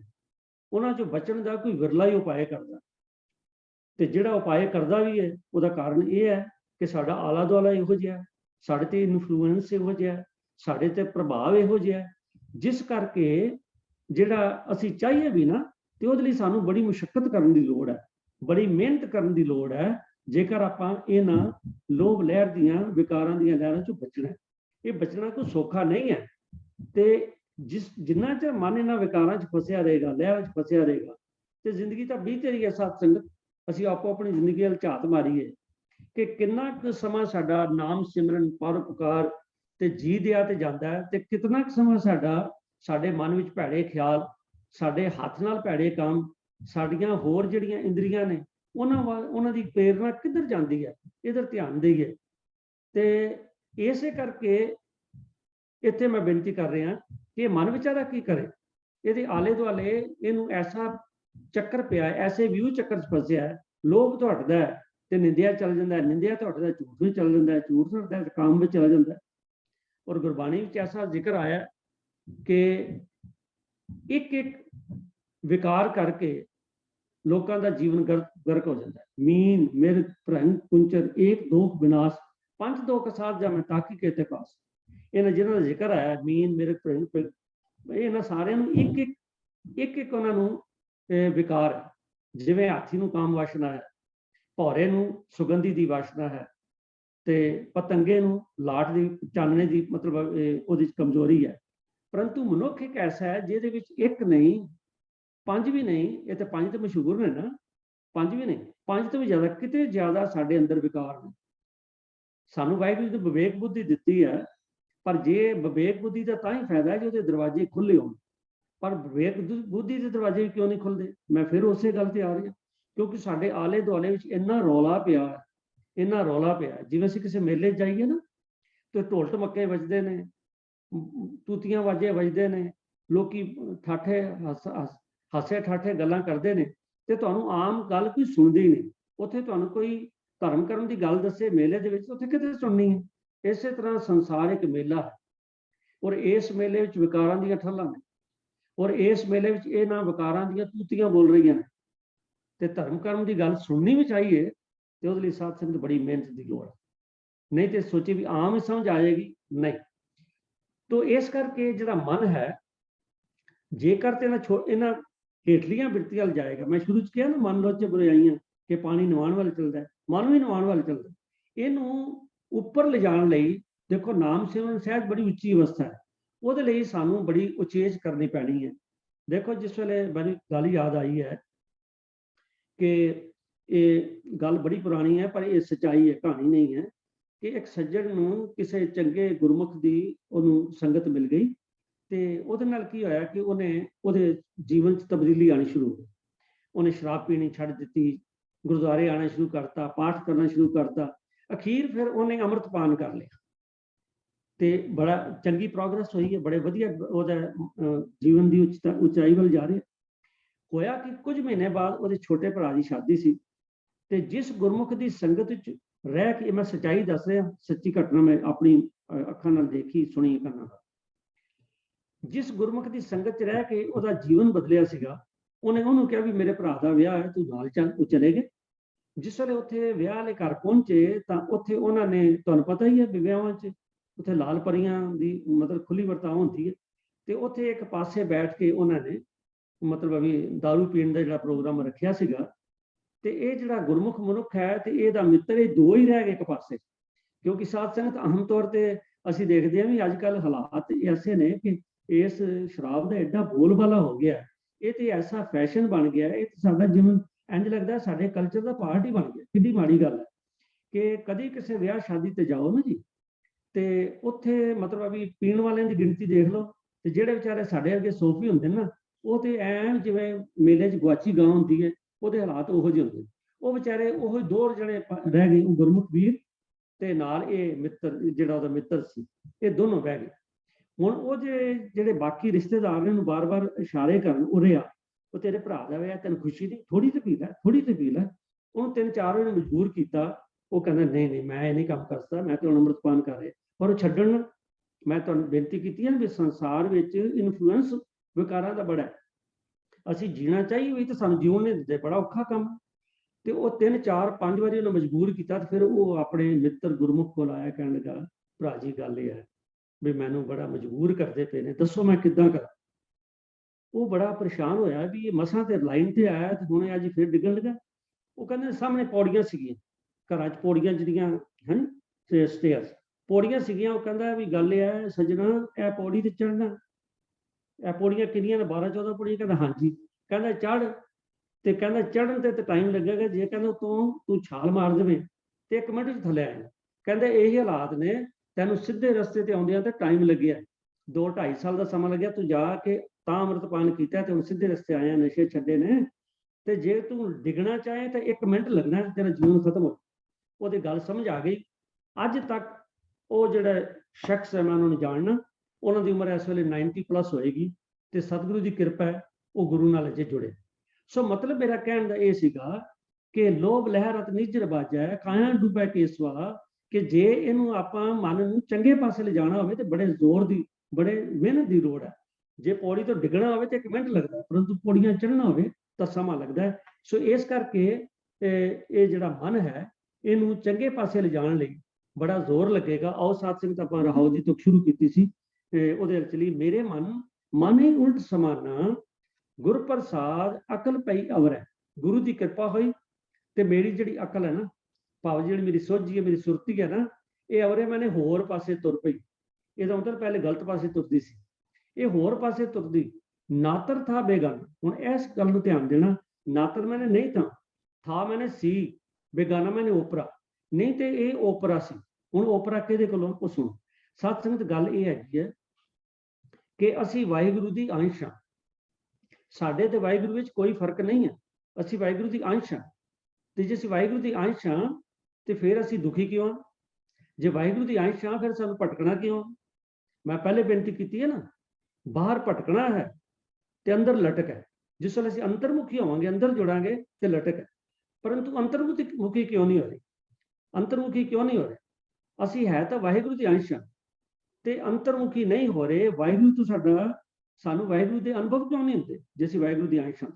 ਉਹ ਕਹਿੰਦੇ ਨਾਤਾ ਅਰਥ ਹੈ ਬੇਗਾਨਾ। ਬੇਗਾਨਾ ਦੇ ਬੇਗਾਨਾ ਜਿਹੜਾ ਓਪਰਾ, ਭਾਵ ਇਹ ਹੈ ਕਿ ਅਸੀਂ ਵਾਹਿਗੁਰੂ ਤੋਂ ਓਪਰੇ ਕਿਉਂ? ਤੇ ਉਹ ਓਪਰੇ ਇਸ ਕਰਕੇ ਆ ਸਾਧ ਸੰਗਤ ਜੀ ਕਿ ਸਾਡੇ ਤੇ ਵਾਹਿਗੁਰੂ ਦੇ ਵਿੱਚ ਇੱਕ ਬਰੀਕ ਜਿਹਾ ਪਰਦਾ ਹੈ, ਛੋਟਾ ਜਿਹਾ ਪਰਦਾ। ਬਾਣੀ ਚ ਉਹਨੂੰ ਆਖਿਆ ਭਾਂਬੀਰੀ ਕੋ ਪਾਤ ਪਾਰ ਦੋ। ਕਹਿੰਦੇ ਜਿਸ ਤਰ੍ਹਾਂ ਭੰਬੀਰੀ ਭਾਵ ਜਿਹੜੀ ਬਟਰਫਲਾਈ ਹੁੰਦੀ ਹੈ ਨਾ ਜੀ, ਤਿਤਲੀ ਬਟਰਫਲਾਈ, ਉਹਦਾ ਜਿਹੜਾ ਖੰਭ ਹੈ ਉਹ ਕਿੰਨਾ ਪਤਲਾ ਹੁੰਦਾ, ਬਹੁਤ ਪਤਲਾ ਹੁੰਦਾ। ਬਸ ਬਾਣੀ ਕਹਿੰਦੀ ਹੈ ਭਲਿਆ ਤੇਰੇ ਤੇ ਰੱਬ ਦੇ ਵਿੱਚ ਬਸ ਇੱਕ ਪਰਦਾ, ਪਤਲਾ ਜਿਹਾ ਪਰਦਾ, ਛੋਟਾ ਜਿਹਾ ਪਰਦਾ। ਉਹ ਇੰਨਾ ਕੁ ਪਤਲਾ ਹੈ ਜਿਵੇਂ ਇੱਕ ਬਟਰਫਲਾਈ ਤਿਤਲੀ ਦਾ ਖੰਭ ਹੁੰਦਾ, ਏਡਾ ਪਤਲਾ ਹੈ। ਪਰ ਹੈਰਾਨੀ ਦੀ ਗੱਲ ਇਹ ਹੈ ਕਿ ਅਸੀਂ ਸਾਰੀ ਉਮਰ ਲੰਘਾ ਜਾਂਦੇ ਹਾਂ, ਉਸ ਪਰਦੇ ਦੇ ਪਰਲੇ ਪਾਸੇ ਦੇਖਣ ਦੀ ਸਾਡੀ ਬੇਨਤੀ ਨਹੀਂ ਬਣਦੀ। ਕਿਉਂ? ਕਿਉਂਕਿ ਉਹ ਓਪਰਾ, ਉਹਦੇ ਕਾਰਨ ਵੀ ਸੁਣ ਲਓ। ਜੇ ਭੰਬੀਰੀ ਦੇ ਖੰਭ ਵਰਗਾ ਇਤਨਾ ਪਤਲਾ ਪੜਦਾ ਹੈ, ਅਸੀਂ ਕਿਉਂ ਨਹੀਂ ਤੋੜ ਸਕੇ? ਉਹਦਾ ਕਾਰਨ ਇੱਕੋ ਹੀ ਆ, ਹੁਣ ਧਿਆਨ ਨਾਲ ਦੇਣਾ, ਦੇਖਣ, ਆਪਾਂ ਸਮਝਣਾ ਜੀ। ਉਹ ਇਹ ਹੈਗਾ ਕਿ ਵਾਹਿਗੁਰੂ ਹੈ, ਸਭ ਕੁਝ ਹੈ, ਵਾਹਿਗੁਰੂ ਹੈ, ਜੋ ਕੁਝ ਕਰਦਾ ਵਾਹਿਗੁਰੂ ਹੈ। ਅਸੀਂ ਵਾਹਿਗੁਰੂ ਦੇ ਹੁਕਮ ਨਾਲ ਸਾਨੂੰ ਜਨਮ ਮਿਲਿਆ, ਵਾਹਿਗੁਰੂ ਦੇ ਹੁਕਮ ਨਾਲ ਅਸੀਂ ਸਵਾਸ ਲੈ ਰਹੇ ਹਾਂ, ਵਾਹਿਗੁਰੂ ਦੇ ਹੁਕਮ ਨਾਲ ਸਭ ਕੁਝ ਹੋ ਰਿਹਾ ਹੈ। ਪਰੰਤੂ ਅਸੀਂ ਸੋਚਦੇ ਹਾਂ ਨਹੀਂ ਮੈਂ ਵੀ ਕੁਝ ਕਰ। ਜਿਸ ਦਿਨ ਸਾਨੂੰ ਇਹ ਸਮਝ ਆ ਗਈ ਕਿ ਮੈਂ ਕੁਝ ਨਹੀਂ ਕਰ ਸਕਦਾ, ਸਭ ਕੁਝ ਵਾਹਿਗੁਰੂ ਕਰ ਸਕਦਾ, ਇਹ ਪਰਦਾ ਟੁੱਟ ਜਾਏ। ਪਰ ਹੈਰਾਨੀ ਦੀ ਗੱਲ ਇਹ ਹੈ ਕਿ ਸਾਰੀ ਉਮਰ ਸਾਨੂੰ ਸਮਝ ਨਹੀਂ ਆਉਂਦੀ ਕਿ ਸਭ ਕੁਝ ਵਾਹਿਗੁਰੂ ਕਰਦਾ ਹੈ। ਅਸੀਂ ਮੁੱਖੋਂ ਭਾਵੇਂ ਕਹਿ ਦਈਏ ਜੋ ਕਰਦਾ ਵਾਹਿਗੁਰੂ ਕਰਦਾ ਜੀ, ਪਰੰਤੂ ਮਨ ਕਰਕੇ ਅਸੀਂ ਫਿਰ ਕਹਿੰਦੇ ਨਹੀਂ, ਦੇਖਿਆ ਮੈਂ ਦੱਸਿਆ ਸੀ ਤੈਨੂੰ ਤਾਂ ਤੇਰਾ ਕੰਮ ਬਣਿਆ, ਦੇਖਿਆ ਮੈਂ ਸਿਫਾਰਿਸ਼ ਕੀਤੀ ਹੈ ਤਾਂ ਤੇਰਾ ਕੰਮ ਬਣਿਆ, ਦੇਖਿਆ ਮੈਂ ਇਹ ਕੀਤਾ, ਮੈਂ ਮਿਹਨਤ ਕੀਤੀ ਹੈ ਜੀ, ਐਵੇਂ ਥੋੜਾ ਪੈਸਾ ਕਮਾਇਆ, ਮੈਂ ਮਿਹਨਤ ਕੀਤੀ। ਇਹ ਜਿਹੜੀ ਮੈਂ ਹੈ ਨਾ ਸਾਧ ਸੰਗਤ, ਇਹ ਜਿਹੜੀ ਮੈਂ, ਇਹ ਪੜਦਾ ਮੇਰੇ ਤੇ ਵਾਹਿਗੁਰੂ ਵਿੱਚ ਮੈਂ ਦਾ ਪੜਦਾ। ਇਸ ਕਰਕੇ ਸਾਡਾ ਜ਼ਿੰਦਗੀ ਦਾ ਲਕਸ਼ ਕੀ ਹੈ? ਤੇ ਆਪਾਂ ਧਿਆਨ ਦੇਖੀਏ ਜੀ, ਤੂੰ ਅਤੇ ਮੈਂ, ਸਾਡਾ ਸਫ਼ਰ ਕੀ? ਇਹ ਜਿਹੜਾ ਬੇਗਾਨੇ ਦੀ ਗੱਲ, ਬੇਗਾਨਾ ਕਿਉਂ ਹੈ? ਬੇਗਾਨਾ ਇਸ ਕਰਕੇ ਮੈਂ ਸਮਝਦਾ ਵੀ ਤੂੰ ਹੈ, ਰੱਬ ਤੂੰ ਹੈ, ਮੈਂ ਤੇ ਮੈਂ ਵਾਂ। ਇੱਕ ਰੱਬ ਤੂੰ ਹੈ, ਇੱਕ ਮੈਂ ਵਾਂ। ਇਹ ਤੂੰ ਅਤੇ ਮੈਂ ਤੋਂ ਤੂੰ ਬਣਨਾ ਹੈ। ਕਬੀਰ ਤੂੰ ਕਰਤਾ ਤੂੰ ਭਇਆ, मुझ में रहा ना हूं, जब आपा पर का मिट गया, जत देखा तत तू। बस यह गल है, जिन्ना चਿਰ ਸਾਡੇ ਚ आपा है ना भी हाँ मैं भी कोई चीज़ हाँ, मैं भी कोई चीज़ हाँ। देखो साधन जब मैं गल कर रहा ना, मैंने बड़ी सौखी लग रही है, तो मैं आस करता ਤੁਹਾਨੂੰ बड़ी सौखी लग रही होनी। बेस ਕਿਹੜੀ ਗੱਲ है, ਆਪਾਂ सब कुछ तू करांगे। पर जे एडी सौखी ਹੁੰਦੀ ਤੁਹਾਨੂੰ तक हो जानी सी। ये विरले भागां वाले ने ਜਿਹੜੇ तू ਦੀ ਅਵਸਥਾ ਤੇ ਪਹੁੰਚਦੇ ਨੇ, ਵਰਨਾ ਅਸੀਂ ਤੇ ਮੈਂ ਕਰਦੀ ਮਰ ਜਾਣਾ। तो ਲੋੜ ਇਹ ਹੈਗੀ ਹੈ ਤੂੰ ਅਤੇ ਮੈਂ। ਦੇਖੋ ਵੈਸੇ ਰੱਬ ਤੇ ਸਾਡੇ ਚ ਫਰਕ ਕੋਈ ਨਹੀਂ, ਪਰ ਉਸ ਅਵਸਥਾ ਤੇ ਕੋਈ ਭਗਤ ਰਵਿਦਾਸ ਜੀ ਵਰਗਾ ਪਹੁੰਚੇਗਾ ਜਿਹੜਾ ਆਖੇਗਾ ਤੋਹੀ ਮੋਹੀ। ਇਹ ਤੁਹਾਡੇ ਸਾਹਮਣੇ ਸ਼ਬਦ ਆ ਰਿਹਾ, ਸ੍ਰੀ ਰਾਗ ਸ਼ਬਦ ਹੈ, ਤੋਹੀ ਮੋਹੀ ਤੋਹੀ ਅੰਤਰ ਕੈਸਾ। ਬਾਬਾ ਰਵਿਦਾਸ ਜੀ ਕਹਿੰਦੇ ਨੇ, ਐ ਮਹਾਰਾਜ, ਐ ਵਾਹਿਗੁਰੂ ਜੀਓ, ਮੇਰੇ ਤੁਹਾਡੇ ਚ ਕਾਹਦਾ ਅੰਤਰ ਹੈ? ਜੋ ਤੂੰ ਆ ਮੈਂ ਵਾਂ, ਕਣਕ ਕਟਕ ਜੈਸੇ ਜਲ ਤਰੰਗਾ। ਹਾਂ ਇੰਨਾ ਕੁ ਫਰਕ ਜ਼ਰੂਰ ਹੈ ਵੀ ਜਿੰਨਾ ਸੋਨੇ ਦੀ ਡਲੀ ਤੇ ਗਹਿਣੇ ਦਾ, ਭਾਵ ਗਹਿਣੇ ਦਾ ਇੱਕ ਰੂਪ ਹੁੰਦਾ ਹੈ, ਇੱਕ ਸ਼ਕਲ ਹੁੰਦੀ ਹੈ, ਤੇ ਇਸੇ ਤਰ੍ਹਾਂ ਵਾਹਿਗੁਰੂ ਜੀ ਤੇਰੀ ਸ਼ਕਲ ਕੋਈ ਨਹੀਂ ਤੇ ਮੇਰੀ ਸ਼ਕਲ ਹੈ। ਇੰਨਾ ਕੀ ਫਰਕ ਹੈ? ਜਾਂ ਦੂਜਾ ਕਹਿੰਦੇ ਨੇ ਜਲ ਤਰੰਗ ਜੈਸਾ, ਜਾਂ ਇੰਨਾ ਕੁ ਫਰਕ ਹੈ ਜਿਵੇਂ ਦਰਿਆ ਦਾ ਪਾਣੀ ਤੇ ਉਹਦੇ ਉੱਪਰ ਜਿਹੜੀਆਂ ਚਲਦੀਆਂ ਤਰੰਗਾਂ ਹੁੰਦੀਆਂ, ਲਹਿਰਾਂ ਹੁੰਦੀਆਂ ਨੇ, ਵੇਵਸ ਹੁੰਦੀਆਂ ਨੇ। ਵੇਵਸ ਹੈ ਤੇ ਪਾਣੀਆਂ ਹੀ ਨੇ, ਪਰ ਜਿਸ ਵੇਲੇ ਵੇਵਸ ਉਸ ਨਾਲ ਉਖੜਦੀਆਂ ਨੇ ਨਾ ਹਵਾ ਦੇ ਨਾਲ, ਤੇ ਉਹ ਆਪਣੇ ਆਪ ਨੂੰ ਇੱਕ ਵੱਖਰਾ ਸਮਝਦੀਆਂ ਨੇ। ਪਰ ਵਿਚਾਰੀਆਂ ਫਿਰ ਵਿੱਚ ਮਿਲ ਜਾਂਦੀਆਂ ਨੇ, ਉਹ ਤੇ ਫਿਰ ਵੀ ਖੁਸ਼ਕਿਸਮਤ ਨੇ ਮਿਲ ਜਾਂਦੀਆਂ ਨੇ। ਅਸੀਂ ਬਦਕਿਸਮਤ ਹਾਂ, ਜਾਣਦੇ ਹੋਏ ਵੀ ਅਸੀਂ ਰੱਬ ਨਾਲ ਨਹੀਂ ਮਿਲਦੇ, ਇਦਾਂ ਹੀ ਜ਼ਿੰਦਗੀ ਨਿਕਲ ਜਾਂਦੀ ਹੈ। ਬਾਬਾ ਰਵਿਦਾਸ ਜੀ ਕਹਿੰਦੇ ਨੇ ਕਿ ਤੋਹੀ ਮੋਹੀ ਤੋਹੀ ਅੰਤਰ ਕੈਸਾ, ਕਨਕ ਕਟਕ ਜਲ ਤਰੰਗ ਜੈਸਾ। ਜੋ ਪੈ ਹਮਨਾ ਪਾਪ ਕਰੰਤਾ ਆਏ ਅਨੰਤਾ ਪਤਤ ਪਾਵਨ ਨਾਮ ਕੈਸੇ ਹੁੰਦਾ। ਦੇਖੋ ਜਿਸ ਵੇਲੇ ਆਪਾਂ ਭਾਵ ਮਿਟਾ ਦਈਏ ਨਾ, ਫਿਰ ਰੱਬ ਨਾਲ ਇੰਨੀ ਕੁ ਯਾਰੀ ਪੈ ਜਾਂਦੀ ਹੈ, ਇੰਨੀ ਕੁ ਦੋਸਤੀ ਪੈ ਜਾਂਦੀ ਹੈ ਕਿ ਜਿਵੇਂ ਬਾਬਾ ਰਵਿਦਾਸ ਕਹਿੰਦੇ ਨੇ ਕਿ ਐ ਮਹਾਰਾਜ, ਐ ਰੱਬ ਜੀ, ਜੇ ਮੈਂ ਮਾੜੇ ਕੰਮ ਨਾ ਕਰਦਾ ਤੇ ਤੈਨੂੰ ਜੋ ਪੈ ਹਮਨਾ ਪਾਪ ਕਰੰਤਾ ਆਏ ਅਨੰਤਾ ਪਤਤ ਪਾਵਨ ਨਾਮ ਤੇਰਾ ਨਾਮ ਕੈਸੇ ਹੁੰਦਾ। ਤੈਨੂੰ ਲੋਕੀ ਪਤਤ ਪਾਵਨ ਤਾਂ ਹੀ ਕਹਿੰਦੇ ਨੇ ਕਿ ਅਸੀਂ ਮਾੜੇ ਕੰਮ ਕਰਦੇ ਹਾਂ, ਕੋਈ ਐਸੇ ਕੰਮ ਕਰਦੇ ਸਾਨੂੰ ਉਸ ਤੋਂ ਬਚਾਉਣਾ, ਤੇਰਾ ਨਾਮ ਪਤਤ ਪਾਵਨ ਦਾ।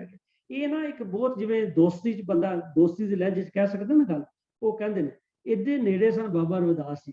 ਤੇ ਇਹਦਾ ਮਤਲਬ ਇਹ ਹੈ ਕਿ ਬਾਬਾ ਰਵਿਦਾਸ ਦੇ ਕੋਲ ਕੋਈ ਬਹੁਤੀ, ਆਪਾਂ ਜੋ ਇਤਿਹਾਸ ਪੜ੍ਹਦੇ ਹਾਂ ਕਿ ਬਾਬਾ ਰਵਿਦਾਸ ਕੋਈ ਅਮੀਰ ਆਦਮੀ ਨਹੀਂ ਸੀਗਾ, ਬਾਬਾ ਰਵਿਦਾਸ ਨੇ ਕੋਈ PhD ਨਹੀਂ ਲਈਆਂ ਸੀਗੀਆਂ।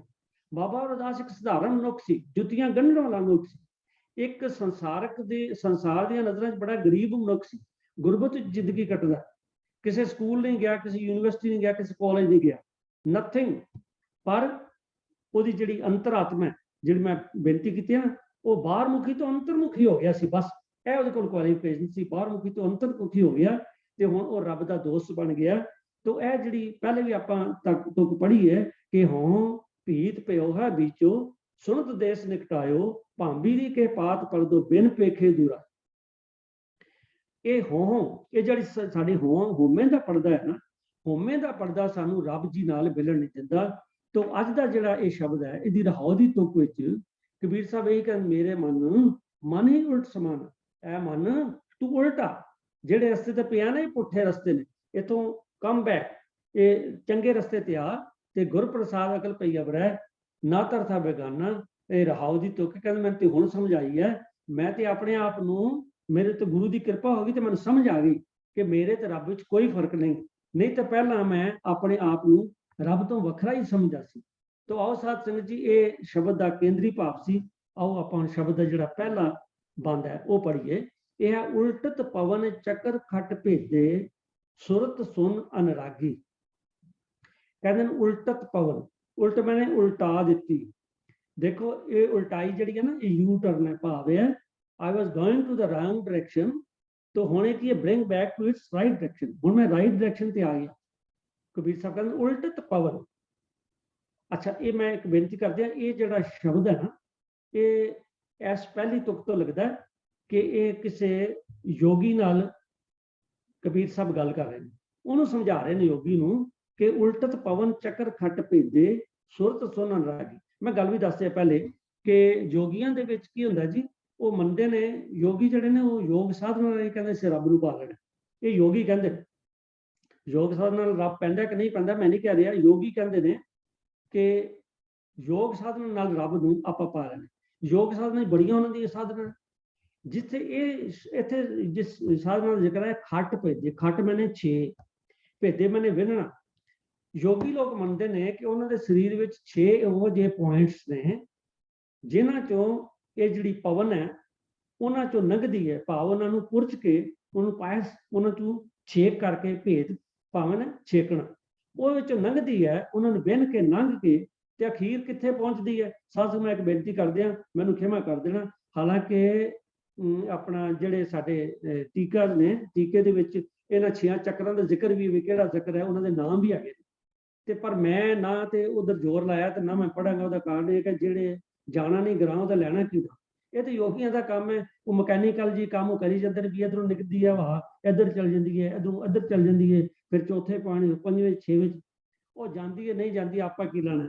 ਸਾਨੂੰ ਤੇ ਬਾਬੇ ਨਾਨਕ ਨੇ ਬੜੀ ਕਿਰਪਾ ਕੀਤੀ ਹੈ, ਉਹਨੇ ਕਿਹਾ ਇਹਨਾਂ ਚੱਕਰਾਂ ਦੀ ਲੋੜ ਹੀ ਨਹੀਂ ਹੈ, ਸਿਰਫ ਆਪਣੇ ਸੁਰਤੀ ਨੂੰ ਉਲਟਾਉਣ ਦੀ ਲੋੜ ਹੈ ਤੇ ਮੈਨੂੰ ਇਹਨਾਂ ਚੱਕਰਾਂ 'ਚ ਪੈਣ ਦੀ ਕੋਈ ਲੋੜ ਹੈ। ਇਸ ਕਰਕੇ ਮੈਂ ਤੁਹਾਨੂੰ ਵੀ ਚੱਕਰਾਂ 'ਚ ਨਹੀਂ ਪਾਉਣਾ ਚਾਹੁੰਦਾ, ਪਰ ਚਲੋ ਇੱਥੇ ਜੋ ਲਿਖਿਆ ਉਲਟਤ ਪਵਨ ਚੱਕਰ ਖੱਟ ਭੇਦੇ, ਕਹਿੰਦੇ ਇਸ ਮਨ ਨੂੰ ਉਲਟਾ, ਇਹ ਜਿਹੜੇ ਤੇਰੇ 6 ਚੱਕਰਾਂ ਦੀ ਗੱਲ ਨਾ ਆਪਣੇ ਆਪ ਵਿੰਨੇ ਜਾਣੇ। ਸਾਧ ਸੰਗਤ ਮੈਂ ਇੱਕ ਬੇਨਤੀ ਕਰਦੇ ਹਾਂ ਵੀ ਇਹ ਠੀਕ ਹੈ, ਮੈਂ ਤੇ ਤੁਹਾਨੂੰ ਕਹਿ ਦਿੱਤਾ ਵੀ ਅਸੀਂ ਸਾਡਾ ਇਹਦੇ ਨਾਲ ਕੋਈ ਤੁਲਕ ਨਹੀਂ ਹੈ, ਪਰ ਇੱਥੇ ਪਹਿਰਾ ਦੇਣ ਦੀ ਲੋੜ ਹੈ। ਉਹਦਾ ਕਾਰਨ ਇਹ ਹੈ ਕਿ ਸਾਡੇ ਕਈ ਚੰਗੇ ਵਿਆਖਿਆਕਾਰ ਜਿਹੜੇ ਨੇ ਜੀ, ਉਹ ਵੀ ਵਿੱਚ ਯੋਗਵਾਦੀ ਕੋਈ ਨਾ ਕੋਈ ਗੱਲ ਕਰ ਜਾਂਦੇ ਨੇ ਜੀ, ਧੁੰਨੀ ਤੋਂ ਉੱਠਦੀ ਹੈ ਤੇ ਨਾਭੀ, ਧੁੰਨੀ ਤੋਂ ਮੇਰੇ ਖਿਆਲ ਨਾਭੀ, ਧੁੰਨੀ ਤੋਂ ਉੱਠਦੀ ਹੈ ਤੇ ਪਤਾ ਨਹੀਂ ਕਿੱਥੇ ਪਹੁੰਚਦੀ ਹੈ। ਤੇ ਮੇਰੀ it can be I can be wrong also, ਪਰ ਮੈਨੂੰ ਜਿਸ ਵੇਲੇ ਇਹੋ ਜਿਹੀਆਂ ਗੱਲਾਂ ਆਉਂਦੀਆਂ ਜੀ ਮੇਰਾ ਮਨ ਉੱਥੇ ਨਹੀਂ ਟਿਕਦਾ ਤੇ ਮੈਂ ਉਹ ਤੇ ਬਹੁਤਾ ਧਿਆਨ ਨਹੀਂ ਦਿੰਦਾ। ਪਰ ਸਾਡੇ ਕਈ ਵਿਆਖਿਆਕਾਰ ਜਿਹੜੇ ਨੇ, ਕਥਾਕਾਰ ਜਿਹੜੇ ਨਾ, ਉਹ ਵੀ ਇਹੋ ਜਿਹੀਆਂ ਗੱਲਾਂ ਜਿਹੜੀਆਂ ਨੇ ਉਹ ਵਿੱਚ ਕਰ ਜਾਂਦੇ ਨੇ, ਯੋਗ ਮਤ ਦੀਆਂ ਗੱਲਾਂ। ਔਰ ਕਈ ਥਾਂ ਤੇ ਤਾਂ ਯੋਗ ਮਤ ਨੂੰ ਬੜਾ ਵਧਾ ਚੜਾ ਕੇ ਵੀ ਜਿਹੜਾ ਉਹ ਦੱਸਿਆ ਜਾਂਦਾ। ਤੇ ਕੁਝ ਸਾਲ ਪਹਿਲੇ ਦੀ ਗੱਲ ਹੈਗੀ ਹੈ ਕਿ ਸਾਡੇ ਜਲੰਧਰ ਦੇ ਲਾਗੇ ਹੀ ਇੱਕ ਪਿੰਡ ਹੈ, ਉੱਥੇ ਦੀ ਇੱਕ ਬੀਬੀ, ਉਹ ਕਈਆਂ ਦੇਸ਼ਾਂ 'ਚ ਗਈ, ਇੱਥੇ ਕੈਨੇਡਾ US ਵੀ ਆਈ, ਤੇ ਉਹਨੇ ਜੀ ਸਵੇਰੇ ਸਵੇਰੇ ਕਹਿਣਾ 3 ਵਜੇ ਆਓ ਜੀ, ਤੁਹਾਨੂੰ ਯੋਗ ਸਾਧਨਾ ਕਰਾਣੇ। ਤੇ ਉਹਨੇ ਕਿਹਾ ਇਹਦੇ ਨਾਲ ਯੋਗ ਅਭਿਆਸ ਦੇ ਨਾਲ ਰੱਬ ਨੂੰ ਮਿਲਿਆ ਜਾ ਸਕਦਾ। ਤਾਂ ਕੋਈ ਵੀ ਚੀਜ਼ ਨਵੀਂ ਹੋਵੇ ਨਾ ਜੀ, ਤੇ ਖਾਸ ਕਰਕੇ ਮਤਲਬ ਗੁਰਬਾਣੀ ਤੇ ਹੈਗੀ ਨਾ, ਤੁਹਾਡੇ ਮਨ ਨੂੰ ਟਿਕਾਉਂਦੀ ਹੈ। ਅੱਜ ਦੀ ਚੰਚਲਤਾ ਦੀਆਂ ਗੱਲਾਂ ਲੋਕੀ ਬੜੀ ਜਲਦੀ ਮਗਰ ਦੌੜਦੇ, ਸੰਗਤਾਂ ਨੇ ਇਕੱਠੀਆਂ ਹੋਣੀ ਸ਼ੁਰੂ ਹੋ ਗਿਆ। ਫਿਰ ਜਿਹੜੇ ਵਿਚਾਰਵਾਨ ਸਨ ਉਹਨਾਂ ਨੂੰ ਫਿਕਰ ਪਿਆ ਵੀ ਹੋਇਆ ਕੀ ਹੈ।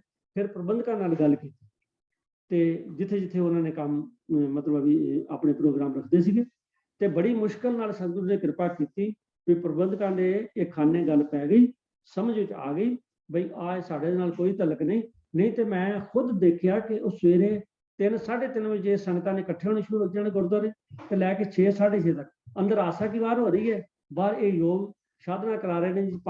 1 ਹਫ਼ਤੇ ਦਾ ਪ੍ਰੋਗਰਾਮ ਹੈ। 7ਵੇਂ ਦਿਨ ਤੁਸੀਂ ਆਪਣੇ ਘਰੋਂ ਖਾਣੇ ਬਣਾ ਕੇ ਲਿਆਓ ਤੇ ਥਾਲੀਆਂ ਐਕਸਚੇਂਜ ਕਰੋ। ਮਤਲਬ ਪੂਰਾ ਡਰਾਮਾ ਜਿਹਾ ਹੋ ਰਿਹਾ ਸੀਗਾ। ਮੈਂ ਇਹ ਰੁਕਿਆ ਇਸ ਕਰਕੇ, ਮੈਨੂੰ ਖਿਮਾ ਕਰਨਾ ਕਿ ਸਾਡਾ ਇਹਨਾਂ ਨਾਲ ਤਲਕ ਤੇ ਕੋਈ ਨਹੀਂ, ਪਰੰਤੂ ਕਿਤੇ ਇਹ ਸਾਨੂੰ ਇਨਫਲੂਐਂਸ ਨਾ ਕਰ ਲੈਣ। ਜੇ ਯੋਗ ਸਾਧਨਾ 'ਚ ਯੋਗ ਦੀਆਂ ਸਾਧਨਾ ਨਾਲ ਗੱਲ ਬਣਨੀ ਹੁੰਦੀ, ਜਿਸ ਵੇਲੇ ਗੁਰੂ ਨਾਨਕ ਸਾਹਿਬ ਜੀ ਯੋਗੀਆਂ ਨੂੰ ਮਿਲੇ ਸਨ, ਆਪਾਂ ਸਿੱਧ ਗੋਸ਼ਟ ਵਿੱਚ ਸਾਰਾ ਸੁਣਿਆ ਹੀ ਹੈ। ਜਿਸ ਵੇਲੇ ਗੁਰੂ ਨਾਨਕ ਸਾਹਿਬ ਸਿੱਧਾ ਨੂੰ ਜਾ ਕੇ ਮਿਲੇ ਤਾਂ ਸਿੱਧਾ ਨੇ ਦੇਖਿਆ ਵੀ ਇਹ ਬਹੁਤ ਲਾਇਕ ਬੱਚਾ ਹੈਗਾ, ਕਿਉਂਕਿ ਉਸ ਦੀ ਉਮਰ ਬੜੀ ਯੁਵਾ ਛੋਟੀ ਸੀਗੀ। ਤੇ ਯੋਗੀਆਂ ਦੀ ਲੈਂਗੁਏਜ 'ਚ ਉਹਨਾਂ ਨੂੰ ਬਾਲੇ ਭੋਲੇ ਕਹਿ ਕੇ ਕਿਹਾ, ਤੇ ਉਹਨਾਂ ਨੇ ਬੜਾ ਜ਼ੋਰ ਲਾਇਆ ਵੀ ਏਡਾ ਇੰਟੈਲੀਜੈਂਟ ਬੱਚਾ ਹੈ, ਜੇ ਸਾਡੇ ਮੱਤ ਵਿੱਚ ਆ ਜਾਏ ਸਾਡਾ ਮੱਤ ਤੇ ਕਿਤੇ ਦਾ ਕਿਤੇ ਪਹੁੰਚ ਜਾਏਗਾ। ਉਹਨਾਂ ਬੜਾ ਜ਼ੋਰ ਲਾਇਆ। ਤੇ ਸਾਧ ਸੰਗਤ ਨੂੰ ਬੇਨਤੀ ਕਰਦੇ ਆ, ਜੇਕਰ ਯੋਗ ਮੱਤ ਵਿੱਚ ਯੋਗ ਕਿਰਿਆਵਾਂ ਦੀ ਕੋਈ ਵਿੱਚ ਜਿੰਦ ਜਾਨ ਹੁੰਦੀ ਤਾਂ ਗੁਰੂ ਨਾਨਕ ਸਾਹਿਬ ਨੇ ਕਰ ਲੈਣੀਆਂ ਸੀ। ਪਰ ਗੁਰੂ ਨਾਨਕ ਸਾਹਿਬ ਤੇ ਉਹਨਾਂ ਨੂੰ ਵੀ ਕਿਹਾ ਵੀ ਛੱਡੋ ਇਹਨਾਂ ਨੂੰ ਤੇ ਆਓ ਆਪਣੇ ਮੇਨ ਸਟ੍ਰੀਮ 'ਚ ਆਓ, ਆਪਣੇ ਘਰ-ਬਾਰ ਨੂੰ ਜਾ ਕੇ ਦੇਖੋ। ਜਿਹੜੇ ਘਰ-ਬਾਰ ਤੁਸੀਂ ਛੱਡ ਕੇ ਆਏ ਤੁਹਾਡੀ ਜਾਨ ਨੂੰ ਰੋ ਰਹੇ ਨੇ, ਉਹਨਾਂ ਨੂੰ ਜਾਓ, ਆਪਣੀ ਦੁਨਿਆਵੀ ਡਿਊਟੀਆਂ ਕਰੋ ਤੇ ਇਹਨਾਂ 'ਚ ਕੁਛ ਨਹੀਂ ਪਿਆ। ਹਾਂ, ਮੈਂ ਇੱਥੇ ਬੇਨਤੀ ਕਰਦੇ ਆ ਕਿ ਯੋਗ ਸਾਧਨਾ ਦਾ ਸਰੀਰ ਦੀ ਅਪਕੀਪ ਦੇ ਨਾਲ ਤਾਂ ਸੰਬੰਧ ਹੋ ਸਕਦਾ, ਪਰੰਤੂ ਇਹਦਾ ਸਪਿਰਿਚੁਅਲਿਟੀ ਨਾਲ ਕੋਈ ਸੰਬੰਧ ਨਹੀਂ। ਆਮ ਵੈਰੀ ਕਲੀਅਰ। तो इतने उन्होंने कहा उल्टत पवन चक्कर खट भेदे सुरत सुन अनुरागी। वो कहते ओ भलिया तू की किन्हां चक्करां च पिया भी इत्थों निकलदा सवास इत्थे चल जांदा। पवन मैंने हवा हुंदी है, पर इत्थे हवा वांग चंचल भाव चंचल हवा जिहड़ी है कदी टिक के नहीं बैठदी, हमेशा चलती रहिंदी। जिस दिन हवा टिक गई ना साडा सवास बंद हो जाएगा, साडी जिंदगी खत्म हो जाएगी। ये हवा चलती रहती है। तो इसे करके कबीर साहब उस योगी नूं समझांदे ने भलिया चंचल मन ਨੂੰ ਜੇ ਤੂੰ ਰੋਕਣਾ ਨਾ ਤੇ ਫਿਰ ਤੂੰ ਵਾਪਸ ਮੋੜ, ਜਿਹਨਾਂ ਚੱਕਰਾਂ 'ਚ ਪਏ ਨੂੰ ਛੱਡ। ਉਲਟਤ ਪਵਨ ਚੱਕਰ ਖੱਟ ਭੇਦੇ, ਤੇ ਜਿਹੜੇ ਤੇਰੇ 6 ਚੱਕਰ ਨੇ ਆਪਣੇ ਆਪ ਵਿੰਨੇ ਜਾਣੇ ਤੋਂ ਘਬਰਾ ਨਾ। ਸੁਰਤ ਸੁਨ ਅਨੁਰਾਗੀ, ਆਪਣੀ ਸੁਰਤੀ ਨੂੰ ਸੁਨ ਵਿੱਚ ਕਿਹਦੇ 'ਚ ਲਿਆ? ਅਨੁਰਾਗੀ। ਅਨੁਰਾਗ ਮਾਨੇ ਪ੍ਰੇਮ, ਜਿਹੜਾ ਭਾਵ ਵਾਹਿਗੁਰੂ ਨਾਲ ਜੋੜ, ਪਰਮਾਤਮਾ ਨਾਲ ਜੋੜ। ਕਿਹੜਾ ਉਹ ਕਿਹੜੀ ਸ਼ਕਤੀ ਹੈ ਜਿਹੜੀ ਆਵੇ ਨਾ ਜਾਏ, ਮਰੇ ਨਾ ਜੀਵੇ, ਜਿਹੜਾ ਨਾ ਆਉਂਦਾ ਨਾ ਜਾਂਦਾ, ਨਾ ਮਰਦਾ ਨਾ ਜਿਉਂਦਾ। ਠੀਕ ਹੈ, ਆ ਜੋਨੀ ਹੈ ਜਿਹੜਾ ਸਹਿਬ ਹੰਗ ਹੈ। ਤਾਸ ਖੋਜ ਬੈਰਾਗੀ, ਐ ਬੈਰਾਗੀ ਐ ਯੋਗੀ, ਤੂੰ ਉਹਦੀ ਖੋਜ ਕਰ, ਉਹਦੇ ਨਾਲ ਜੁੜਨ ਦਾ ਯਤਨ ਕਰ। ਇਹ ਕਿਹਨਾਂ ਚੱਕਰਾਂ 'ਚ ਪਿਆ? ਇਹ ਕਬੀਰ ਸਾਹਿਬ ਜੀ ਨੇ ਇਸ ਬੰਦ ਵਿੱਚ ਉਹਨੂੰ ਕਿਹਾ ਤੋ ਕਿ ਉਲਟ ਦਾ ਮਨੇ ਵਾਪਸ ਮੋੜਨਾ, bring back to its right direction. ਪਵਨ ਜਿਹੜਾ ਉਹ ਅਨਸਟੇਬਲ ਮਾਈਂਡ, ਜਿਹੜਾ ਚੰਚਲ ਮੱਤ ਸਾਡੀ ਭੇਦੇ ਵਿੰਨੇ, ਉਹ ਜਿਵੇਂ ਇਹ ਯੋਗੀਆਂ ਦੀ ਗੱਲ ਹੈ, ਮੈਂ ਆਪ ਜੀ ਨੂੰ ਡਿਟੇਲ ਦੱਸੀ ਹੈ। आओ हुण आपां समा भी दौड़ता जा रहा। अगला जिहड़ा दूसरा बंद है, टोटल 3 बंद ने। रहाओ दा बंद ते पहले बंद तो दूजे बंद विच लिखिया कि निवरै दूर दूर फुन निवरै जिन जैसा कर माने। साथ संगत जिस वेले असीं अपने मन नूं बाहरों हटा के अंदर लै जाने ना जी, अंतर गुर आराधना जिस वेले शुरू हो जाती, जिस वेले जेवा जप गुर नाओ, जिस वेले नेत्री सतगुर पेखना श्रवणी सुना करना, जिस वेले अंतर्मुखी होने ना ਤੇ ਸਾਡੀਆਂ ਅੱਖਾਂ ਜਿਹੜੀਆਂ ਨੇ ਉਹਨਾਂ ਨੂੰ ਸਾਰੇ ਪਾਸੇ ਰੱਬ ਹੀ ਰੱਬ ਦਿਸਦਾ। ਦੇਖੋ ਹੈਰਾਨੀ ਦੀ ਗੱਲ ਹੈ, ਲੋਕੀ ਰੱਬ ਨੂੰ ਲੱਭਣ ਲਈ ਸਾਰੀ ਉਮਰ ਲਾ ਦਿੰਦੇ ਨੇ, ਪਰ ਇੱਥੇ ਦੇਖੋ ਮਹਾਰਾਜ ਨੇ ਕਿੰਨਾ ਸੌਖਾ ਕੰਮ ਰੱਖਿਆ ਕਿ ਅੰਤਰ ਗੁਰ ਆਰਾਧਨਾ ਭਲਿਆ। ਜਿਸ ਵੇਲੇ ਤੂੰ ਅੰਤਰਮੁਖੀ ਹੋਏਗਾ ਨਾ, ਜੇਵਾ ਜਪ ਗੁਰ ਨਾਮ, ਜੇਵਾ ਨਾਲ ਗੁਰੂ ਦਾ ਨਾਮ ਜਪੇਗਾ, ਤੇ ਉਸ ਵੇਲੇ ਕੀ ਹੋਏਗਾ? ਜੇਵਾ ਜਪ ਗੁਰ ਨੇਤਰੀ ਸਤਿਗੁਰ ਪੇਖਣਾ, ਤੈਨੂੰ ਇਹਨਾਂ ਨੇਤਰਾਂ ਨਾਲ ਸਾਰਿਆਂ 'ਚ ਸੱਚੇ ਗੁਰੂ ਭਾਵ ਤੈਨੂੰ ਸਾਰਿਆਂ 'ਚ ਰੱਬ ਦੇ ਦਰਸ਼ਨ ਹੋਣਗੇ। ਐਸੀ ਸਾਡੀ ਸੁਰਤੀ ਬਣ ਜਾਣੀ ਚਾਹੀਦੀ ਹੈ। ਤੇ ਫਿਰ ਕੀ ਹੁੰਦਾ, ਜਿਸ ਵੇਲੇ ਐਸੀ ਸੁਰਤੀ ਬਣ ਜਾਣਾ ਜੀ, ਫਿਰ ਨਿਵਰੈ ਦੂਰ, ਦੂਰ ਫਨ ਨਿਵਰੈ, ਫਿਰ ਨਿਵਰੈ ਦੂਰ। ਜਿਹੜੇ ਸਾਡੇ ਨੇੜੇ ਸਨ ਨਾ ਚੀਜ਼ਾਂ, ਉਹ ਫਿਰ ਦੂਰ ਹੋ ਗਈਆਂ। ਪਹਿਲੇ ਮੇਰੇ 'ਚ ਕੀ ਸੀਗਾ ਜੀ? ਨਿੰਦਿਆ ਸੀ, ਮੇਰੇ ਝੂਠ ਸੀ, ਮੇਰੇ 'ਚ ਕਾਮ ਵਾਸ਼ਨਾ ਸੀ, ਮੇਰੇ 'ਚ ਲਾਲਚ ਸੀ, ਮੇਰੇ 'ਚ ਠੱਗੀ ਸੀ, ਮੇਰੇ 'ਚ ਬੇਈਮਾਨੀ ਸੀ, ਬੜਾ ਕੁਝ ਸੀਗਾ, ਬੜਾ ਕੁਝ ਸੀਗਾ। ਕਿਸੇ ਦੀ ਖੁਸ਼ਾਮਦ ਕਰਦਾ ਸਾਂ, ਕਿਸੇ ਤੋਂ ਡਰਦਾ ਸਾਂ। ਉਹ ਜਿਹੜੀਆਂ ਚੀਜ਼ਾਂ ਸਾਰੀਆਂ ਸਨ ਨਾ, ਨਿਵਰੈ ਦੂਰ, ਜਿਹੜੀਆਂ ਨਿਵਰੈ ਮੈਨੇ ਨੇੜੇ, ਤੇ ਉਹ ਦੂਰ ਹੋ ਗਈਆਂ। ਭਾਵ ਮੇਰੇ ਤੋਂ ਮੇਰੀ ਖਲਾਸੀ ਹੋ ਗਈ ਉਹਨਾਂ ਤੋਂ। ਨਿਵਰੈ ਦੂਰ, ਮੇਰੇ ਤੋਂ ਚਲੀਆਂ ਗਈਆਂ ਪਰੇ, ਪਰ ਚਲੀਆਂ ਗਈਆਂ ਪਰੇ। ਇੱਕ ਬਾਣੀ ਦੀ ਹੋਰ ਮੈਂ ਤੁਹਾਨੂੰ ਸੁਣਾਉਣਾ। ਇਹ ਗੁਰੂ ਅਰਜਨ ਸਾਹਿਬ ਜੀ ਦੇ ਬਚਨ ਨੇ ਕਿ ਜਿਨ੍ਹਾਂ ਬਾਤ ਕੋ ਬਹੁਤ ਅੰਦੇਸਰੋ ਤੇ ਮਿਟੇ ਸਭ ਗਿਆ। ਕਹਿੰਦੇ ਜਿਨ੍ਹਾਂ ਗੱਲਾਂ ਦਾ ਮੈਨੂੰ ਬੜਾ ਅੰਦੇਸ਼ਾ, ਖਤਰਾ, ਡਰ ਹੁੰਦਾ ਸੀ ਨਾ, ਵੀ ਹਾਏ। ਦੇਖੋ ਅੱਜ ਵੀ ਸਾਧ ਸੰਗਤ, ਜੇ ਆਪਾਂ ਇਮਾਨਦਾਰੀ ਦੀ ਗੱਲ ਲਈਏ ਨਾ ਜੀ, ਤੇ ਟੈਕਸੇਸ਼ਨ ਦੀ ਗੱਲ ਆ ਜਾਏ ਨਾ ਜੀ, ਤੇ ਕਈ ਲੋਕ ਕੀ ਕਹਿਣਗੇ ਜੀ, ਇਹ ਇਨਵਾਇਸ ਕੱਟਣੀ ਜ਼ਰੂਰੀ ਹੈ ਜੀ, ਛੱਡੋ ਪਰੇ।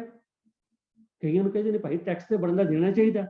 ਉਹ ਨਹੀਂ ਜੀ, ਏਦਾਂ ਮਤਲਬ ਹੈ ਵੀ ਹੈ ਕਿ ਉਹਨਾਂ ਨੂੰ ਇਹ ਗੱਲਾਂ ਬੜੀਆਂ ਔਖੀਆਂ ਲੱਗਦੀਆਂ ਨੇ ਵੀ ਅਸੀਂ ਟੈਕਸ ਕਿਵੇਂ ਭਰਾਂਗੇ। ਹਾਲਾਂਕਿ ਹਰੇਕ ਦਿਆਨਤਦਾਰ ਬੰਦਾ ਜਿਹੜਾ ਹੈ, ਉਹਨੂੰ ਪੂਰਾ ਗਿਣ ਕੇ ਟੈਕਸ ਦੇਣਾ ਚਾਹੀਦਾ, ਤੇ ਆਪਣੀ ਆਮਦਨ ਵਿੱਚੋਂ ਗਿਣ ਕੇ ਦਸਵੰਧ ਵੀ ਗੁਰੂ ਦੇ ਲੇਖੇ ਕੱਢਣਾ ਚਾਹੀਦਾ। ਪਰ ਆਪਾਂ ਕਿੰਨਾ ਕਰਦੇ ਹਾਂ, ਔਖਾ ਹੋ ਜਾਂਦਾ ਕੰਮ ਨਾ।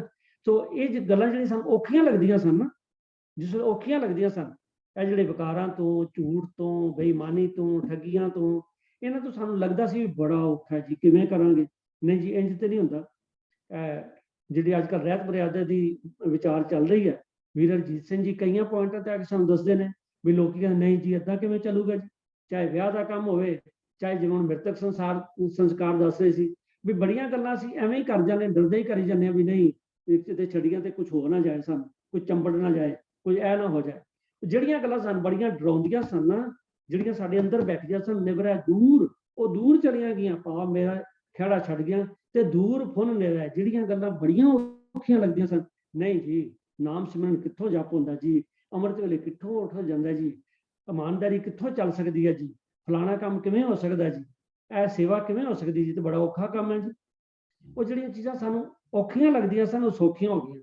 ਜਿਹੜੀਆਂ ਸਾਡੇ ਅੰਦਰ ਬੈਠੀਆਂ ਸਨ ਚੁੜੇਲਾਂ, ਉਹ ਨਿਕਲ ਗਈਆਂ, ਤੇ ਜਿਹੜੀਆਂ ਚੀਜ਼ਾਂ ਔਖੀਆਂ ਲੱਗਦੀਆਂ ਸਨ, ਮੈਂ ਤੇ ਪਹੁੰਚ ਹੀ ਨਹੀਂ ਸਕਦਾ, ਉਹ ਸਾਨੂੰ ਨੇੜੇ ਲੱਗ ਗਈਆਂ। ਨਿਵਰੈ ਦੂਰ, ਦੂਰ ਫੁਨ ਨਿਵਰੈ, ਜਿਨ ਜੈਸਾ ਕਰ ਮੈਨੇ। ਥੱਲੇ ਇਹ ਸ਼ਬਦ ਜਿਹੜਾ ਮੈਂ ਹੁਣੇ ਜਿਹਦਾ ਜ਼ਿਕਰ ਕਰ ਰਿਹਾ ਸਾਂ, ਉਹ ਵੀ ਸਾਧ ਸੰਗਤ ਦੇਖੋ, ਜਿਨ੍ਹਾਂ ਬਾਤ ਕੋ ਬਹੁਤ ਅੰਦੇਸੋ ਤੇ ਮਿਟੇ ਸਭ ਗਿਆ, ਸਹਿਜ ਸੈਨ ਔਰ ਸੁਖਮਨ ਨਾਰੀ ਕੂਨ ਕਮਲ ਬਖਸ਼ੇ। ਕਹਿੰਦੇ ਜਿਹੜੀਆਂ ਗੱਲਾਂ ਮੈਂ ਸੋਚਦਾ ਸੀ, ਮੈਂ ਤੇ ਇਸ ਪਾਸੇ ਕਦੀ ਚੱਲ ਹੀ ਨਹੀਂ ਸਕਦਾ, ਮੇਰਾ ਜੀਵਨ ਤਾਂ ਵਧੀਆ ਹੋ ਹੀ ਨਹੀਂ ਸਕਦਾ, ਮੈਂ ਤੇ ਰੱਬੀ ਅਨੁਭਵ ਕਰ ਹੀ ਨਹੀਂ ਸਕਦਾ। ਕਹਿੰਦੇ ਹੁਣ ਤੇ ਸਹਿਜ ਸੈਨ ਔਰ ਸੁਖਮਨ ਨਾਰੀ, ਹੁਣ ਕਹਿੰਦੇ ਬੜਾ ਸਹਿਜ ਟਿਕਾਊ ਪ੍ਰਾਪਤ ਹੋ ਗਿਆ। ਠੀਕ ਹੈ, ਊਂਦ ਕਮਲ ਵਿਕਸਿਆ, ਜਿਹੜਾ ਮੇਰੇ ਮਨ ਦਾ ਕਮਲ ਉਲਟਿਆ ਸੀ ਨਾ, ਉਲਟੇ ਦਾ ਮਤਲਬ ਉਦਾਸੀ ਸੀ, ਤੇ ਸਿੱਧਾ ਹੋ ਗਿਆ, ਭਾਵ ਖਿੜ ਗਿਆ, ਭਾਵ ਚੜ੍ਹਦੀ ਕਲਾ ਜਾ ਗਈ। ਜਿਹੜਾ ਮੇਰੇ ਜੀਵਨ ਢਹਿੰਦੀ ਕਲਾ ਵਾਲਾ ਸੀ, ਉਹ ਚੜ੍ਹਦੀ ਕਲਾ ਚ ਆ ਗਿਆ। ਜਿਸ ਵੇਲੇ ਮੈਨੂੰ ਇਹ ਗੱਲ ਸਮਝ ਆ ਗਈ ਕਿ ਮੇਰਾ ਜਿਹੜਾ ਸੰਬੰਧ ਹੈ ਅੰਦਰ ਬੈਠੇ ਨਿਰੰਕਾਰ ਨਾਲ ਹੋਣਾ ਚਾਹੀਦਾ। ਦੁਨਿਆਵੀ ਜਿਹੜੀ ਹੈ ਨਾ, ਇਹ ਦੌਲਤ ਗੁਜ਼ਰਾਨ ਹੈ, ਇਹਨੂੰ ਛੱਡਣਾ ਨਹੀਂ, ਗੁਜ਼ਾਰ ਲਈ ਰੱਖਣਾ। ਦੌਲਤ ਗੁਜ਼ਰਾਨ ਹੈ, ਪਰੰਤੂ ਮੇਰਾ ਅਸਲ ਜਿਹੜਾ ਈਮਾਨ ਹੈ, ਜਿਹੜਾ ਮੇਰਾ ਅਸਲ ਨਿਸ਼ਾਨਾ ਹੈ, ਉਹ ਮੈਂ ਅੰਦਰ ਬੈਠੇ ਵਾਹਿਗੁਰੂ ਭਾਵ ਨਿਰੰਕਾਰ ਨਾਲ ਜੁੜਨਾ। ਨਿਰੰਕਾਰ ਤੋਂ ਜੁੜਨ ਤੋਂ ਭਾਵ ਮੈਂ ਦੁਨਿਆਵੀ ਤੌਰ ਤੇ ਸੌਖੇ ਤੌਰ ਤੇ ਦੱਸਦੇ ਹਾਂ ਕਿ ਹਰ ਚੰਗੇ ਕੰਮ ਨਾਲ ਜੁੜਨਾ ਹੀ ਨਿਰੰਕਾਰ ਨਾਲ ਜੁੜਨਾ, ਹਰ ਚੰਗੇ ਕੰਮ ਤੋਂ ਟੁੱਟਣਾ ਹੀ ਰੱਬ ਤੋਂ ਦੂਰ ਹੋ ਜਾਣਾ। ਇਹ ਨਹੀਂ ਕਿ ਰੱਬ ਕਿਸੇ ਖਾਸ ਸੀਟ ਤੇ ਬੈਠਾ ਹੈ, ਉਹ ਖਾਸ ਤਰ੍ਹਾਂ ਦੇ ਆਰਡਰਸ ਕੱਢ ਰਿਹਾ, ਨਹੀਂ, ਐਸੀ ਕੋਈ ਗੱਲ ਨਹੀਂ। ਅਸੀਂ ਜਿਸ ਵੇਲੇ ਚੰਗਾ ਕੰਮ ਕਰਦੇ ਹਾਂ, ਸਾਡੇ ਮਨ 'ਚ ਇੱਕ ਸਕੂਨ ਆਉਂਦਾ ਹੈ। ਅਸੀਂ ਦੁਖੀ ਦੀ ਮਦਦ ਕਰਦੇ ਹਾਂ, ਸਾਡੇ ਮਨ ਹਲਕਾ ਹੋ ਜਾਂਦਾ। ਲੋੜਵੰਦ ਦੀ ਮਦਦ ਕਰਦੇ ਹਾਂ, ਸਾਡਾ ਮਨ ਹਲਕਾ ਹੋ ਜਾਂਦਾ। ਜਿਸ ਵੇਲੇ ਹਲਕਾ ਹੋ ਜਾਂਦਾ, ਸਮਝੋ ਰੱਬ ਦੇ ਦਰਸ਼ਨ ਹੋ ਗਏ। ਜਿਸ ਵੇਲੇ ਭੈੜਾ ਕੰਮ ਕਰਦੇ ਹਾਂ, ਝੂਠ ਬੋਲਦੇ ਹਾਂ, ਲਾਲਚ ਕਰਦੇ ਹਾਂ, ਬੇਈਮਾਨੀ ਕਰਦੇ ਹਾਂ, ਮਨ ਤੇ ਭਾਰ ਤੇ ਆਉਂਦਾ ਨਾ। ਢੀਠਤਾ ਹੀ ਹੋ ਕੇ ਭਾਵੇਂ ਸਾਰੀ ਉਮਰ ਕਰੀ ਜੀ, ਮਨ ਤੇ ਭਾਰ ਹੁੰਦਾ। ਉਹ ਭਾਰ ਆਉਣਾ ਹੀ ਜਿਹੜਾ ਆਤਮਕ ਮੌਤ ਹੈ।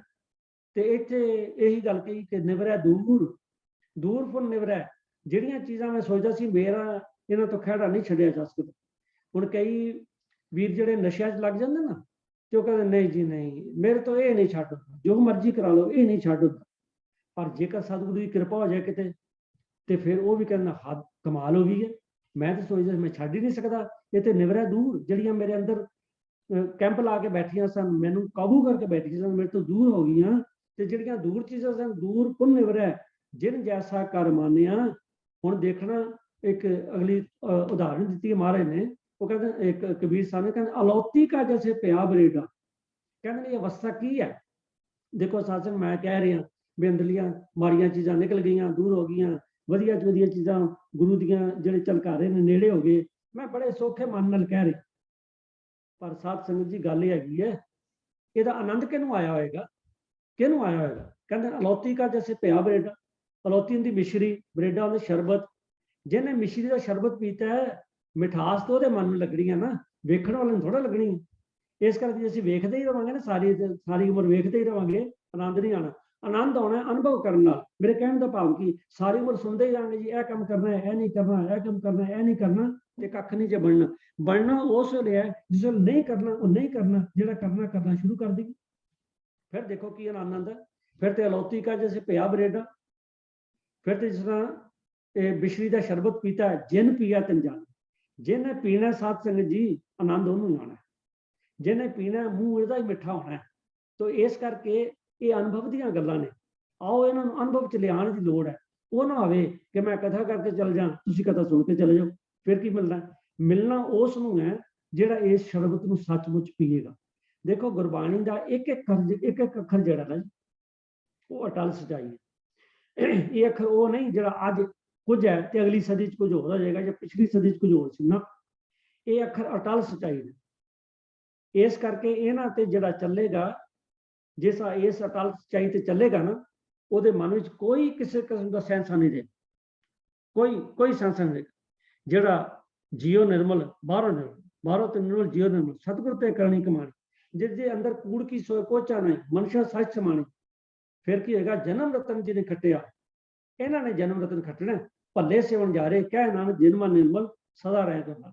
ਸੋ ਮਨ ਨੂੰ ਨਿਰਮਲ ਕਰਨ ਦੀ ਲੋੜ ਹੈ। ਇਹ ਆਪਾਂ ਬਾਣੀ ਸੁਣਦੇ ਨਾ ਕਿ ਅਟਲ ਸਚਾਈਆਂ, ਇਹ ਅਟਲ ਸਚਾਈਆਂ ਨਹੀਂ, ਇਹ ਝਾੜੂ ਨੇ। ਜੇਕਰ ਇਹਨਾਂ ਨੂੰ ਮੰਨ ਲਈਏ, ਸਾਡੀ ਸਾਰੀ ਮਨ ਦੀ ਮੈਲ ਕੱਟ ਕੇ ਬਾਹਰ ਸੁੱਟ ਦਿੰਦੀਆਂ ਨੇ। ਲੋੜ ਹੈ ਇਹਨੂੰ, ਇਹਨਾਂ ਚੀਜ਼ਾਂ ਨੂੰ ਅਲੌਤੀ ਕਾ ਜਿਸ ਪਿਆ ਬਰੇਡਾ, ਇਸ ਸ਼ਰਬਤ ਨੂੰ ਪੀਣ ਦੀ ਲੋੜ ਹੈ। ਆਓ ਸਤਿਗੁਰੂ ਦੀ ਕਿਰਪਾ ਕਰਨ, ਅਸੀਂ ਵੀ ਇਸ ਸ਼ਰਬਤ ਨੂੰ ਚੱਖ ਕੇ ਦੇਖੀਏ। ਤੋ ਸਾਧ ਸੰਗਤ ਜੀ, ਅਖੀਰਲਾ ਜਿਹੜਾ ਅਗਲਾ ਬੰਦ ਹੈ, ਤੀਸਰਾ ਬੰਦ ਹੈ, ਉਹ ਹੈ ਤੇਰੀ ਨਿਰਗੁਣ ਕਥਾ ਕਾਏ ਸਿਉ ਕਹੀ ਹੈ ਐਸਾ ਕੋਈ ਵਿਵੇਕੀ। ਕਹਿੰਦੇ ਜਿਹੜੀ ਤੇਰੀ ਨਿਰਗੁਣ ਕਥਾ ਹੈ ਨਾ, ਤੇਰੀ ਨਿਰਗੁਣ ਭਾਵੇਂ ਮਾਇਆ ਦੇ ਤਿੰਨਾਂ ਗੁਣਾਂ ਤੋਂ ਉੱਤੇ, ਜਿਹੜਾ ਮਾਇਆ ਦੇ ਤਿੰਨਾਂ ਗੁਣਾਂ ਤੋਂ ਉੱਪਰ ਹੈ, ਭਾਵ ਵਾਹਿਗੁਰੂ। ਜਾਂ ਜਿਹੜੇ ਲੋਕ ਸਹਿਜ ਅਵਸਥਾ 'ਚ ਪਹੁੰਚ ਗਏ, ਕਹਿੰਦੇ ਤੇਰੀ ਨਿਰਗੁਣ ਕਥਾ ਕਾਏ ਸਿਉ ਕਹੀ। ਜਿਹੜੇ ਲੋਕ ਮਾਇਆ ਦੇ ਤਿੰਨਾਂ ਇਹਨਾਂ ਗੁਣਾਂ ਦੀ ਪਕੜ ਤੋਂ ਉੱਤੇ ਚਲੇ ਗਏ ਨੇ, ਸਹਿਜ ਅਵਸਥਾ 'ਚ ਨੇ, ਉਹਨਾਂ ਨੂੰ ਤੇ ਗੱਲ ਸਮਝ ਆਏਗੀ। ਫਿਰ ਧਿਆਨ ਨਾਲ ਸੁਣਨਾ ਸਾਧ ਸੰਗਤ ਜੀ। ਨਿਰਗੁਣ ਤੋਂ ਭਾਵ ਹੈ ਵਾਹਿਗੁਰੂ, ਨਿਰਗੁਣ ਤੋਂ ਭਾਵ ਹੈ ਤਿੰਨਾਂ ਗੁਣਾਂ ਦੇ ਪ੍ਰਭਾਵ ਤੋਂ ਉੱਤੇ।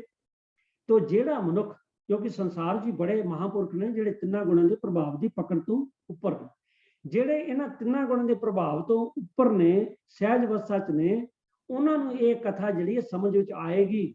ਹਰ ਬੰਦੇ ਤੇ ਸਮਝ ਨਹੀਂ ਆਉਂਦੀ। ਤੇ ਨਿਰਗੁਣ ਕਥਾ ਕਾਏ ਸੋ ਕਹੀ, ਕਿਹਦੇ ਨਾਲ ਗੱਲ ਕਰਾਂ? ਐਸਾ ਕੋਈ ਵਿਵੇਕੀ, ਕੋਈ ਜਿਹੜਾ ਵਿਵੇਕੀ ਪੁਰਸ਼ ਹੈ, ਸਹਿਜ ਅਵਸਥਾ 'ਚ ਪਹੁੰਚਿਆ ਪੁਰਸ਼ ਹੈ, ਉਹਨੂੰ ਤਾਂ ਸਮਝ ਆਉਂਦੀ ਹੈ। ਨਹੀਂ ਤੇ ਸਾਡੇ ਵਰਗੇ ਤੇ ਬਾਣੀ ਕਿੰਨੇ ਚਿਰ ਹੋ ਗਏ ਸੁਣਦੇ ਆ ਜੀ। ਹੁਣ ਤੁਸੀਂ ਦੇਖ ਲਓ ਨਾ, ਇਹ ਬਾਣੀ ਸੁਣਦਿਆਂ ਤੇ ਸਾਡੀ ਮਤਲਬ ਹੈ ਵੀ ਹੁਣ ਤੇ ਸਾਡਾ, ਖਾਸ ਕਰਕੇ ਮੈਂ ਆਪਣੀ ਗੱਲ ਕਰਦਾ, ਹੁਣ ਤੇ ਕੰਧੀ ਉੱਤੇ ਤੋਂ ਖੜਾ, ਕਿਸੇ ਤੱਕ ਬੰਨੇ ਤੀ, ਪਰ ਅਜੇ ਤੱਕ ਬਾਣੀ ਦੀ ਸਮਝ ਨਹੀਂ ਆਈ।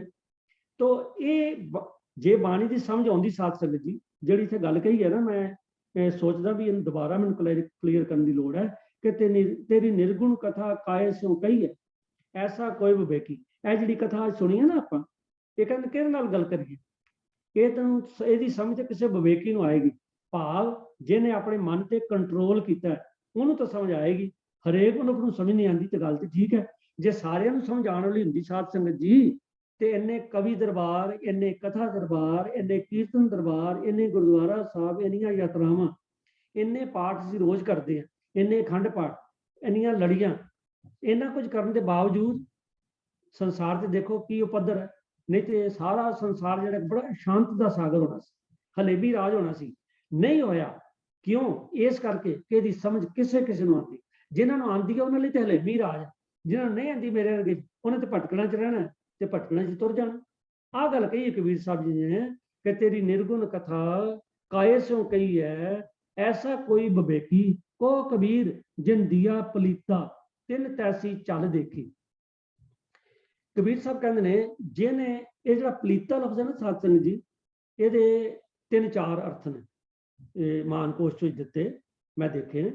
ਇੱਕ ਉਹਦੇ ਚ ਅਰਥ ਹੈਗਾ ਦੀਵੇ ਦੀ ਬੱਤੀ, ਜਿਹੜਾ ਪੁਰਾਣਿਆਂ ਸਮਿਆਂ ਚ ਮਿੱਟੀ ਦਾ ਦੀਵਾ ਬਲਦੇ ਸੀ ਨਾ, ਜਾਂ ਅੱਜ ਕੱਲ੍ਹ ਵੀ ਦੀਵਾਲੀਆਂ ਵਿਸਾਖੀਆਂ ਤੇ ਹੁਣ ਤੇ ਗੁਰਦੁਆਰੇ ਚ ਬਥੇਰੇ ਦੀਵੇ ਬਲਣੇ ਸ਼ੁਰੂ ਹੋ ਗਏ ਨੇ, ਮਨ ਦਾ ਦੀਵੇ ਬਲੇ ਨੇ ਬਲੇ, ਦੂਜੇ ਤਾਂ ਬਲ ਲਈਏ ਹਾਂਜੀ। ਤਾਂ ਉਹ ਦੀਵੇ ਜਿਹੜੇ ਨੇ ਨਾ ਉਹ ਬਲਣੇ ਸ਼ੁਰੂ ਹੋ ਗਏ।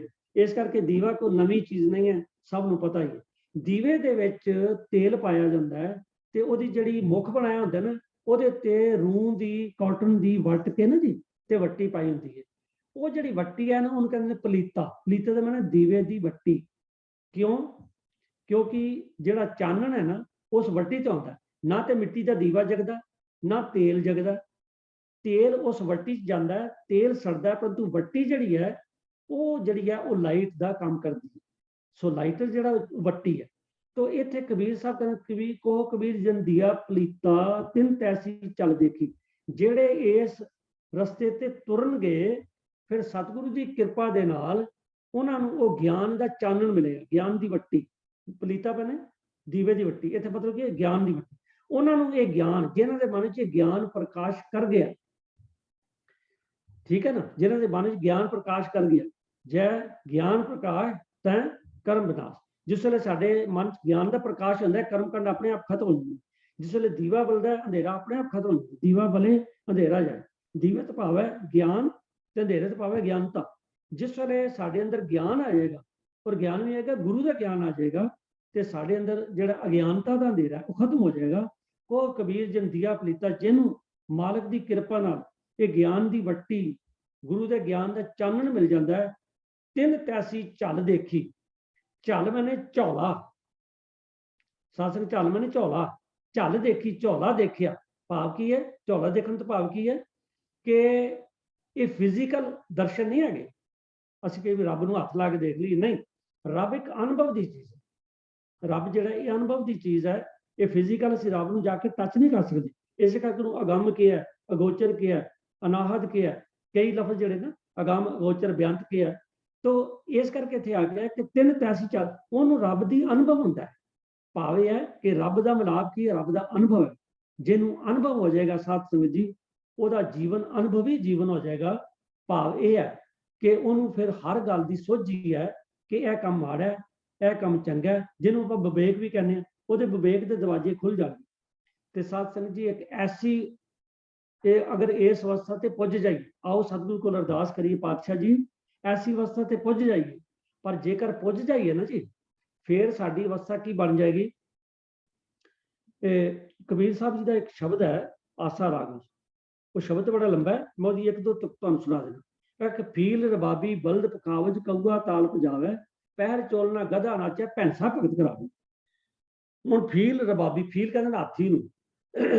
ਹਾਥੀ ਜਿਹਦੇ ਚ ਕਾਮ ਵਾਸ਼ਨਾ ਪ੍ਰਸਿੱਧ ਹੈ। ਰਬਾਬੀ ਬਣੇ, ਰਬਾਬੀ ਭਾਵ ਗੁਰੂ ਕਾ ਕੀਰਤਨੀਆ ਬਣ ਗਿਆ। ਤੇ ਇਹ ਸਾਰੇ ਜਿਹੜੇ ਨੇ, ਕਿਉਂਕਿ ਸਮਾਂ ਹੋ ਗਿਆ, ਮੈਂ ਇਹਦੀ ਅਰਥ ਨਹੀਂ ਕਰ ਸਕਦਾ, ਮਿੰਟ ਇੱਕ ਦੋ ਹੀ ਰਹਿ ਗਏ ਨੇ। ਫੀਲ ਰਬਾਬੀ ਬਲਦ ਪਖਾਵਜ, ਕਊਆ ਤਾਲ ਬਜਾਵੇ, ਪੈਰ ਚੋਲਣਾ ਗਧਾ ਨਾਚੇ, ਭੈਂਸਾ ਭਗਤ ਕਰਾਵੇ। ਇਹਦੇ ਚ ਹਾਥੀ ਦਾ, ਬਲਦ ਦਾ, ਗਧੇ ਦਾ, ਕਾਂ ਦਾ, ਇਹਨਾਂ ਦੀ ਜਿਹੜੀ ਬਿਰਤੀਆਂ ਨਾ, ਜਿਵੇਂ ਕਾਂ ਦੀ ਬਿਰਤੀ ਕਾਂ ਕਾਂ ਕਰਨੀ, ਗਧਾ ਜਿਹੜਾ ਆਪਣੀ ਥਾਂ ਤੇ, ਉਹਦੀ ਥਾਂ ਤੇ ਇਹ ਸਾਰੇ ਜਿਹੜੇ ਨੇ ਚੰਗੇ ਪਾਸੇ ਲੱਗ ਗਏ। ਇਹ ਅਸਲ 'ਚ ਸ਼ਬਦ ਲੰਬਾ ਹੈ। ਕਬੀਰ ਸਾਹਿਬ ਦੱਸਦੇ ਨੇ ਕਿ ਸਾਡੇ ਅੰਦਰ ਇਹ ਬਿਰਤੀਆਂ ਨੇ। ਜਿਸ ਵੇਲੇ ਸਾਡੇ ਅੰਦਰ ਕਾਮ ਵਾਸ਼ਨਾ ਬਿਰਤੀ ਹੁੰਦੀ, ਇਹ ਸਾਡੇ ਅੰਦਰ ਫੀਲ ਹਾਥੀ ਬਿਰਤੀ ਹੈ। ਅਸੀਂ ਹਾਥੀ ਦੀ ਜੂਨ 'ਚ, ਬਲਦ ਪਖਾਵਜ, ਕਊਆ ਤਾਲ ਬਜਾਵੇ, ਪੈਰ ਚੋਲਣਾ ਗਧਾ ਨਾਚੇ, ਭਾਵੇਂ ਸਾਰੇ ਜਿਹੜੇ ਜਾਨਵਰ ਨੇ ਨਾ, ਇਹ ਜਾਨਵਰਾਂ ਦੀਆਂ ਬਿਰਤੀਆਂ ਸਾਡੇ ਅੰਦਰ ਮੌਜੂਦ ਨੇ। ਲੋੜ ਹੈ ਇਹਨਾਂ ਨੂੰ ਕੱਢਣ ਦੀ, ਤੇ ਜਿਹਨਾਂ ਦੀਆਂ ਨਿਕਲ ਜਾਂਦੀਆਂ ਨੇ, ਉਹ ਇੱਕੋ ਤਰੀਕਾ ਹੈ ਕਿ ਬਾਹਰ ਮੁਖੀ ਤੋਂ ਅੰਤਰਮੁਖੀ ਹੋਣਾ। ਗੁਰੂ ਰਾਮਦਾਸ ਜੀ ਦਾ ਸ਼ਬਦ ਜਿਹੜਾ ਉਹਦੀ ਇੱਕ ਤੋਂ ਕਹਿ ਕੇ ਸਮਾਪਤੀ ਕਰਦਾ। ਗੁਰੂ ਰਾਮਦਾਸ ਜੀ ਵੀ ਕਹਿੰਦੇ, ਮਨ ਪਰਦੇਸੀ ਵੇ ਪਿਆਰੇ, ਆਓ ਕਰੇ ਆਵਾਜ਼ ਮਾਰ ਦੇਣ, ਐ ਮੇਰੇ ਮਨ ਤੂੰ ਕਿੱਥੇ ਪਰਦੇਸ ਵਿੱਚ ਚਲਾ ਗਿਆ। ਦੇਖੋ, ਮਨ ਦਾ ਟਿਕਾਅ ਹੋਣਾ ਚਾਹੀਦਾ ਅੰਦਰ, ਵਾਹਿਗੁਰੂ ਨਾਲ ਜੁੜਨਾ ਚਾਹੀਦਾ। ਮਨ ਜੁੜ ਗਿਆ ਸੰਸਾਰ ਨਾਲ, ਜੁੜਨਾ ਸੀ ਨਿਰੰਕਾਰ ਨਾਲ, ਜੁੜਿਆ ਹੋਇਆ ਸੰਸਾਰ ਨਾਲ। ਏਦਾਂ ਹੀ ਉਮਰ ਬੀਤ ਗਈ, ਗੁਰੂ ਰਾਮਦਾਸ ਸੱਚੇ ਪਾਤਸ਼ਾਹ ਦੇ ਕਰਨ ਮੇਰੇ ਮਨ ਪਰਦੇਸੀ ਵੇ ਪਿਆਰੇ ਆਓ ਕਰੇ, ਐ ਮੇਰੇ ਪਿਆਰੇ ਮਨ ਆਪਣੇ ਘਰ ਵਾਪਸ ਆ, ਹਰ ਗੁਰੂ ਮਿਲਾਓ ਮੇਰੇ ਪਿਆਰੇ ਘਰ ਵਸੈ ਹਰੇ।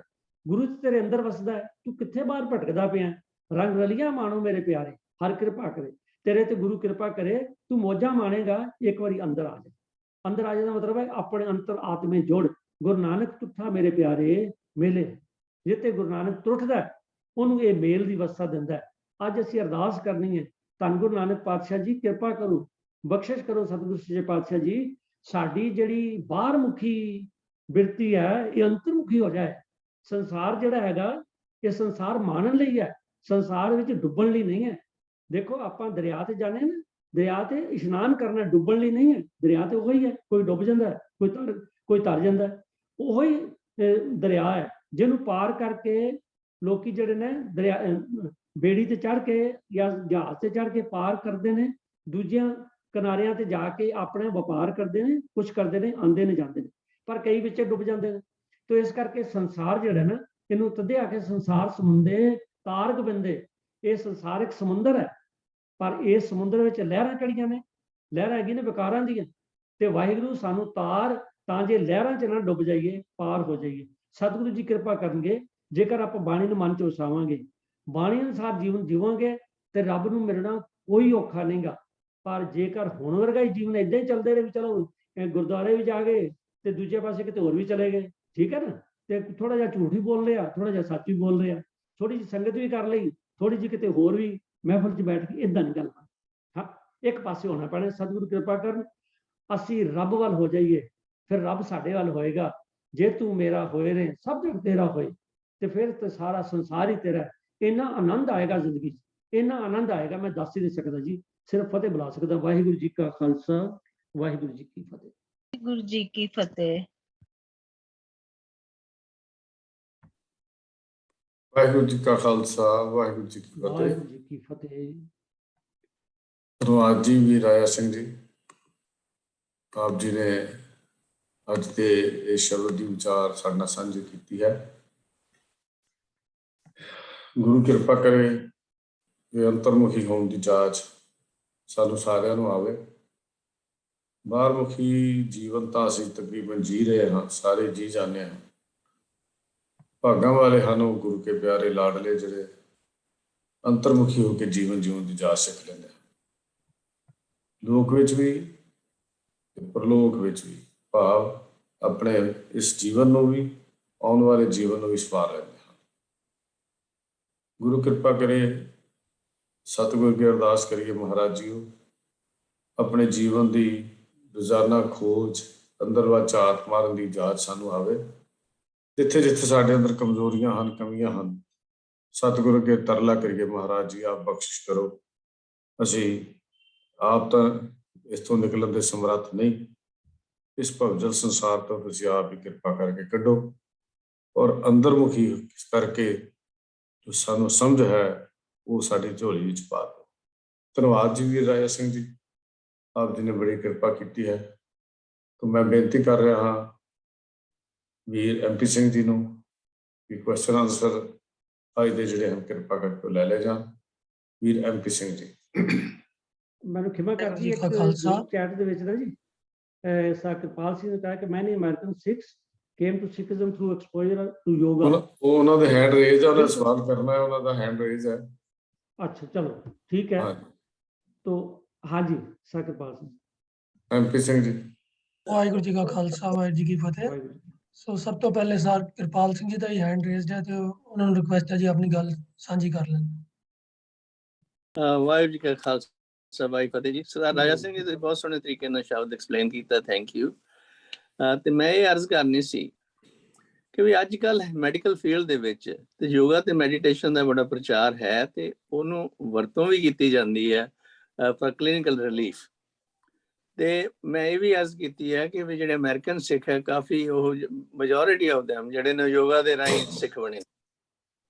ਤੇ ਸਵਾਲ ਪੈਦਾ ਇਹ ਹੁੰਦਾ ਕਿ ਵੀ ਸਾਡੇ ਵਿੱਚ ਜਿਸ ਹਿਸਾਬ ਨਾਲ ਤੁਸੀਂ ਗੱਲ ਡਿਸਕ੍ਰਾਈਬ ਕੀਤੀ ਹੈ ਉਹ ਬੜੀ ਚੰਗੀ ਚੀਜ਼ ਹੈ, ਪਰ ਸਾਡੇ ਗੁਰਦੁਆਰਿਆਂ ਦੇ ਰਾਹੀਂ ਜਾਂ ਕੋਈ ਹੋਰ ਕੋਈ ਸਰਕਲ ਦੇ ਰਾਹੀਂ ਛੋਟਾ ਸਿੱਖ ਮਿਸ਼ਨਰੀ ਤੋਂ ਕੋਈ ਇਹੋ ਜਿਹਾ ਪ੍ਰਬੰਧ ਨਹੀਂ ਹੈ ਜਿਹਦੇ ਵਿੱਚ ਕਿ ਲੋਕਾਂ ਨੂੰ ਸਮਝਾਇਆ ਜਾ ਸਕੇ, ਜਿਨ੍ਹਾਂ ਨੂੰ ਮਨ ਦੇ ਵਿੱਚ ਸ਼ਾਂਤੀ ਲਿਆਉਣ ਦਾ ਢੰਗ ਪ੍ਰੈਕਟੀਕਲ ਤੌਰ ਤੇ ਕੀਤਾ ਜਾਵੇ, ਅਦਰ ਦੈਨ ਕੀਰਤਨ ਤੇ ਲੰਗਰ ਛਕਣ ਤੋਂ ਬਗੈਰ। ਸੋ ਇਹ ਜਿਹੜਾ ਯੋਗਾ ਡਿਸਿਪਲਿਨ ਹੈ, ਇਹ ਵੀ ਸਾਇੰਸ ਜਿਸ ਹਿਸਾਬ ਦੇ ਨਾਲ ਇਹਨੂੰ ਜਦੋਂ ਤੁਸੀਂ ਸਟੱਡੀ ਕਰਦੇ ਆ ਫਿਜ਼ਿਕਸ ਕੈਮਿਸਟਰੀ ਵਗੈਰਾ ਦੇ ਨਾਲ, ਇਹ this is different path than Sikhism, ਪਰ it is a valid path. ਪਰ ਇਹਨਾਂ ਦੇ ਜਿਹੜਾ ਉਹਨਾਂ ਦੇ ਵਿੱਚ ਵੀ ਚਾਰਲੇਟਨ ਬੜੇ ਨੇ, ਜਿਵੇਂ ਸਾਡੇ ਵਿੱਚ ਬੜੇ ਫੇਕ ਪ੍ਰਚਾਰਕ ਨੇ। ਸੋ ਇਸ ਤਰ੍ਹਾਂ ਬੜਾ ਮਤਲਬ ਇਸ ਕਨਫਿਊਜ਼ਨ। ਪਰ ਜਿਹੜੇ ਲੋਕਾਂ ਨੂੰ ਫਾਇਦਾ ਹੁੰਦਾ ਇਹਨਾਂ ਚੀਜ਼ਾਂ ਦਾ, ਉਹਨਾਂ ਦੇ ਨਾਲ ਗੱਲ ਕਰੋ ਤੁਸੀਂ, ਉਹ ਤੁਹਾਨੂੰ ਜਾਣ ਕਰਨ ਦੇ ਖੜੇ ਜਾਂਦੇ ਨੇ, ਪਰ ਉਸ ਚੀਜ਼ ਦੀ ਇੱਕ ਦੱਸਦੇ ਨੇ ਕਿ ਵੀ ਸਾਨੂੰ ਵਾਕਈ ਇਸ ਚੀਜ਼ ਤੋਂ ਫਾਇਦਾ ਹੋਇਆ ਤੇ ਅਸੀਂ ਇਸ ਨੂੰ ਡਿਨਾਈ ਨਹੀਂ ਕਰ ਸਕਦੇ। Thank you. ਅੱਜ ਸਰਕਾਰ ਜੀ ਮੇਰੀ ਬੇਨਤੀ ਹੈ, ਮੈਂ ਵਿਚਾਰ ਜੀ ਬੇਨਤੀ ਕੀਤੀ ਸੀ ਬਈ ਜਿੱਥੋਂ ਤੱਕ ਸਰੀਰ ਨੂੰ ਹੈਲਦੀ ਰੱਖਣ ਲਈ ਯੋਗ ਕਿਰਿਆਵਾਂ ਕਰਨੀਆਂ ਉਹ ਤਾਂ ਠੀਕ ਹੈ, ਉਹ ਦੈਟਸ ਸੈਪਰੇਟ, ਪਰ ਸਪਿਰਿਚੁਅਲਿਟੀ ਨਾਲ ਇਹਦਾ ਡਾਇਰੈਕਟ ਸੰਬੰਧ ਕੋਈ ਨਹੀਂ ਹੈ। ਜਿਹੜਾ ਤੁਸੀਂ ਗਰੁੱਪ ਚੈਟ 'ਚ ਲਿਖਿਆ ਹੈ ਉਹਦੇ 'ਚ ਇਹ ਠੀਕ ਹੈ ਕਿ ਜਿਹੜਾ ਸਾਨੂੰ ਲੱਗਦਾ ਵੀ ਬਹੁਤ ਸਾਰੇ ਜਿਹੜੇ ਨੇ ਅਮਰੀਕਨ ਨੇ ਉਹ ਸਿੱਖਿਜ਼ਮ ਉਹਨਾਂ ਨੇ ਅਡੋਪਟ ਕੀਤਾ, ਉਹਨਾਂ ਨੇ ਤਰੀਕਾ ਵਰਤਿਆ ਟੂ ਅਟਰੈਕਟ ਦੋਜ਼ ਪੀਪਲ। ਪਰ ਸਾਨੂੰ ਇਹ ਸਮਝਣ ਦੀ ਲੋੜ ਹੈ ਕਿ yoga is not the ultimate stage, ਇਹ ਸਪਿਰਿਚੁਅਲ ਸਟੇਜ ਨਹੀਂ ਹੈ। ਇਹ ਸਰੀਰ ਨੂੰ ਸਵਸਥ ਰੱਖਣ ਲਈ ਤਾਂ ਠੀਕ ਹੈ, ਪਰ ਜੇ ਅਸੀਂ ਕਹੀਏ ਇਹਦੇ ਨਾਲ ਸਾਨੂੰ ਕੋਈ ਸਪਿਰਿਚੁਅਲਿਟੀ ਨਾਲ ਕੋਈ ਇਹਦਾ ਤਾਲੁਕ ਹੈ ਤੇ ਉਹ ਗੁਰਬਾਣੀ ਅਨੁਸਾਰ ਮਿਲਦਾ ਨਹੀਂ ਹੈ। ਇੱਕ ਐਗਜ਼ਾਮਪਲ ਮੈਂ ਦੇ ਰਿਹਾ, ਜਲੰਧਰ ਜਿਹੜੀ ਸਾਡੀ ਹਫ਼ਤਾਵਾਰੀ ਮਿਸ਼ਨਰੀ ਕਾਲਜ ਕਲਾਸ ਲੱਗਦੀ ਗੁਰਮਤਿ ਸਟੱਡੀ, ਉਹਦੇ 'ਚ ਵੀਰ ਹਰਜੀਤ ਸਿੰਘ ਜੀ ਬੈਠੇ ਨੇ, ਮੈਂ ਤੇ ਦੋਨੋਂ ਉਸ ਕਲਾਸ 'ਚ ਹਾਜ਼ਰ ਸਾਂ। ਸਾਡੇ ਕੋਲ ਇੱਕ ਬ੍ਰਿਗੇਡੀਅਰ ਸਾਹਿਬ ਆਉਂਦੇ ਸੀ ਕਲਾਸ 'ਤੇ, ਉਹਨਾਂ ਨਾਲ ਕੋਈ ਉਹਨਾਂ ਦਾ ਫਰੈਂਡ ਆਇਆ ਤੇ ਉਹਨਾਂ ਨੇ ਕਿਹਾ ਜੀ ਵੀ ਬ੍ਰਿਗੇਡੀਅਰ ਸਾਹਿਬ ਨੇ ਕਿਹਾ ਜੀ ਇਹਨਾਂ ਨੇ 10 ਮਿੰਟ ਬੋਲਣਾ ਹੈ। ਅਸੀਂ ਕਿਹਾ ਬੋਲੋ ਕਲਾਸ ਦੇ ਵਿੱਚ। ਤੋ ਉਹਨਾਂ ਨੇ ਉੱਠਦੇ ਹੀ ਕਿਹਾ ਜੀ ਮੈਂ ਤੁਹਾਨੂੰ 1 ਮਿੰਟ ਵਿੱਚ ਰੱਬ ਦੇ ਦਰਸ਼ਨ ਕਰਾ ਦੇਣ। ਅਸੀਂ ਬੜੇ ਹੈਰਾਨ ਹੋਏ ਵੀ ਦੇਖਦੇ ਕੀ ਕਹਿੰਦੇ ਨੇ। ਉਹਨਾਂ ਨੇ ਜਿਹੜੀ ਗੱਲ ਕਹੀ ਉਹ ਕਹਿੰਦੇ ਜੀ ਬਸ ਤੁਸੀਂ ਜਿਹੜੀ ਤੁਹਾਡੀ ਸੱਜੀ ਅੱਖ ਹੈ ਇਹਨੂੰ ਮਤਲਬ ਇੱਥੇ ਖੱਬੀ ਨਾਸ ਤੇ ਲਿਆਓ, ਦੂਜੀ ਨੂੰ ਬੰਦ ਕਰ ਦਿਓ, ਇੱਧਰ ਦੇਖ ਕੇ ਤੁਸੀਂ ਹੋਰ ਕਿਤੇ ਦੇਖਣਾ ਨਹੀਂ ਤੇ ਇੱਧਰ ਦੇਖੋ ਤੁਹਾਨੂੰ ਰੱਬ ਦੇ ਦਰਸ਼ਨ ਹੋ ਜਾਣਗੇ। ਸਾਨੂੰ ਗੱਲ ਹਜ਼ਮ ਨਹੀਂ ਹੋਈ। ਜਿਸ ਵੇਲੇ ਮਤਲਬ ਵੀ ਉਹਨਾਂ ਨੂੰ ਅਸੀਂ ਉੱਥੇ ਕਿਹਾ ਵੀ ਤੁਹਾਡੀ ਗੱਲ ਸਾਡੀ ਸਮਝ ਨਹੀਂ ਆਈ, ਪਰ ਬਾਅਦ ਵਿੱਚ ਆਫਿਸ ਦੇ ਵਿੱਚ ਹਰਜੀਤ ਸਿੰਘ, ਮੈਂ ਔਰ ਬਾਕੀ ਵੀਰ ਸੀਗੇ, ਉੱਥੇ ਬਿਠਾ ਕੇ ਉਹਨਾਂ ਨੂੰ ਅਸੀਂ ਕਿਹਾ ਸਾਨੂੰ ਡਿਟੇਲ ਦੱਸੋ ਕੀ ਹੈ, ਤੇ ਉਹ ਕਹਿਣ ਲੱਗੇ ਨਹੀਂ ਜੀ ਨਹੀਂ, ਮਤਲਬ ਉਹ ਕੋਈ ਜਵਾਬ ਨਹੀਂ ਦੇ ਸਕੇ। ਕਿ ਆਪਾਂ ਮੈਂ ਉਹਨਾਂ ਨੂੰ ਬੇਨਤੀ ਕੀਤੀ, ਮੈਂ ਕਿਹਾ ਤੁਸੀਂ ਕਹਿਤਾ ਵੀ ਖੱਬੀ ਅੱਖ ਜਿਹੜੀ ਬੰਦ ਰੱਖਣੀ, ਸੱਜੀ ਨਾਲ ਖੱਬੀ ਨਾਸ ਦੇਖਣੀ ਹੈ। ਮੈਂ ਕਿਹਾ ਜੇ ਸੱਜੀ ਅੱਖ ਕਿਸੇ ਦੀ ਕੰਮ ਹੀ ਨਾ ਕਰਦੀ ਹੋਵੇ ਉਹ ਵਿਚਾਰਾ ਤੇ ਫਿਰ ਗਿਆ, ਜਾਂ ਕਿਸੇ ਦੀ ਉਧਰਲੀ ਨਾਸ ਕੰਮ ਨਾ ਕਰਦੀ ਉਹ ਵੀ ਗਿਆ। ਤੇ ਉਹ ਫਿਰ ਵੀਰ ਹਰਜੀਤ ਸਿੰਘ ਨੇ ਉਹਨਾਂ ਲੱਭੀ ਜਿਹੜੀ ਗੱਲ ਕੀਤੀ ਵੀ ਤੁਸੀਂ ਦੱਸੋ ਸਾਨੂੰ, ਉਹ ਉਹਨਾਂ ਅਖੀਰ ਫਿਰ ਜਾਂ ਕਹਿੰਦਾ ਨਹੀਂ ਜੀ ਨਹੀਂ ਤੁਸੀਂ ਛੱਡੋ ਪਰੇ, ਮੈਂ ਆਪਣਾ ਕੰਮ ਥੋੜਾ ਛੱਡ ਸਕਦਾ। ਉਹ ਮੈਂ ਨਾਂ ਨਹੀਂ ਲੈਂਦਾ, ਫਿਰ ਕਈ ਵਾਰ ਕੰਟਰੋਵਰਸੀ ਹੋ ਜਾਂਦੀ ਹੈ। ਉਹ ਇੱਕ ਸਿੱਖਿਜ਼ਮ ਨੂੰ ਪ੍ਰਮੋਟ ਸੋ ਕਾਰਡ ਕੇ ਪ੍ਰਮੋਟ ਕਰਨ ਵਾਲਾ ਡੇਰਾ ਹੈਗਾ, ਜਿਹਦੀਆਂ ਬ੍ਰਾਂਚਸ ਹੁਣ ਯੂਕੇ 'ਚ ਬੜੀ ਵੱਡੀ ਬ੍ਰਾਂਚ ਬਣ ਗਈ ਹੈ। ਉਹਨਾਂ ਦਾ ਚੇਲਾ ਸੀ ਤੇ ਉਹਨਾਂ ਨੇ ਉਹਨਾਂ ਨੂੰ ਮਤਲਬ ਇਸ ਤਰ੍ਹਾਂ ਸਿਖਾਇਆ ਵੀ ਤੁਸੀਂ ਇਹ ਕਰੋ। ਹੁਣ ਇਹ ਜਿਹੜੀਆਂ ਕਿਰਿਆਵਾਂ ਨੇ ਯੋਗ ਕਿਰਿਆਵਾਂ, ਇਹਦਾ ਗੁਰਬਾਣੀ 'ਚ ਇਹਦੀ ਕੋਈ ਪ੍ਰੋੜਤਾ ਨਹੀਂ ਮਿਲਦੀ। ਸੋ ਵੀ ਕੈਨ ਨਾਟ ਕਨਫਰਮ। ਵੀਰ ਜੀ ਮੈਂ ਇੱਕ ਬੇਨਤੀ ਕਰਨੀ ਚਾਹੁੰਦਾ ਵੀ ਅਗਰ ਯੋਗ ਅਲਟੀਮੇਟ ਪਹੁੰਚ ਹੁੰਦੀ ਤਾਂ ਗੁਰੂ ਨਾਨਕ ਦੇਵ ਪਾਤਸ਼ਾਹ ਜੀ ਸਿੱਧਾ ਨਾਲ ਇੰਨੀਆਂ ਲੰਬੀਆਂ ਵਾਰਤਾ ਨਾ ਕਰਦੇ। ਜੇ ਯੋਗ ਨਾਲ ਹੀ ਤਿਰਕੁੱਟੀ ਖੁੱਲ ਜਾਣੀ ਹੁੰਦੀ ਤੇ ਸਤਿਗੁਰੂ ਜੀ ਨੂੰ ਅੱਗੇ ਉਹਨਾਂ ਦੇ ਜਾਣ ਦੀ ਲੋੜ ਹੀ ਨਹੀਂ ਸੀ।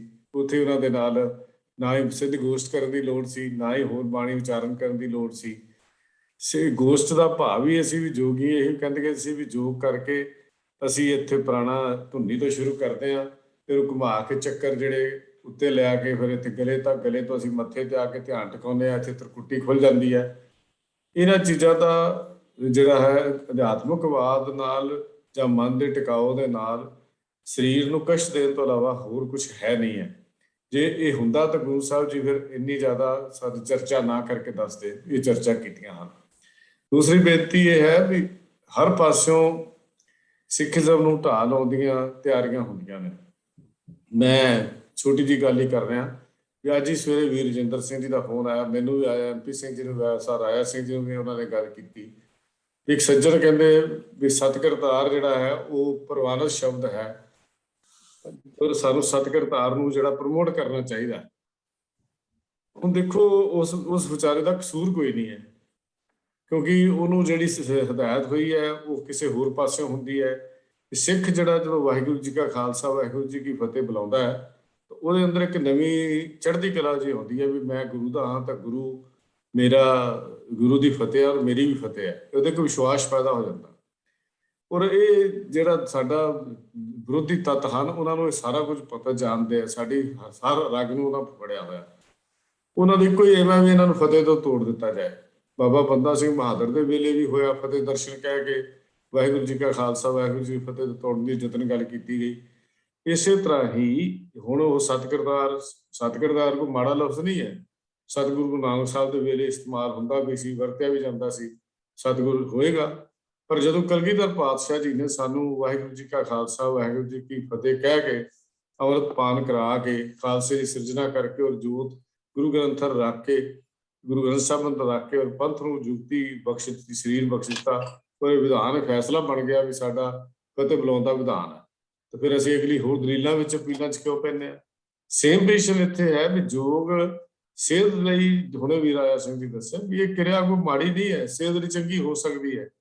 ਪਰ ਜਿਹੜੇ ਨਹੀਂ ਵੀ ਯੋਗ ਕਰਦੇ ਉਹ ਬਿਮਾਰ ਰਹਿੰਦੇ ਆ, ਕਿ ਉਹ ਸਾਰੀ ਉਮਰ ਫੱਟੇ ਦੇ ਲੰਮੇ ਪਏ ਰਹਿੰਦੇ ਆ।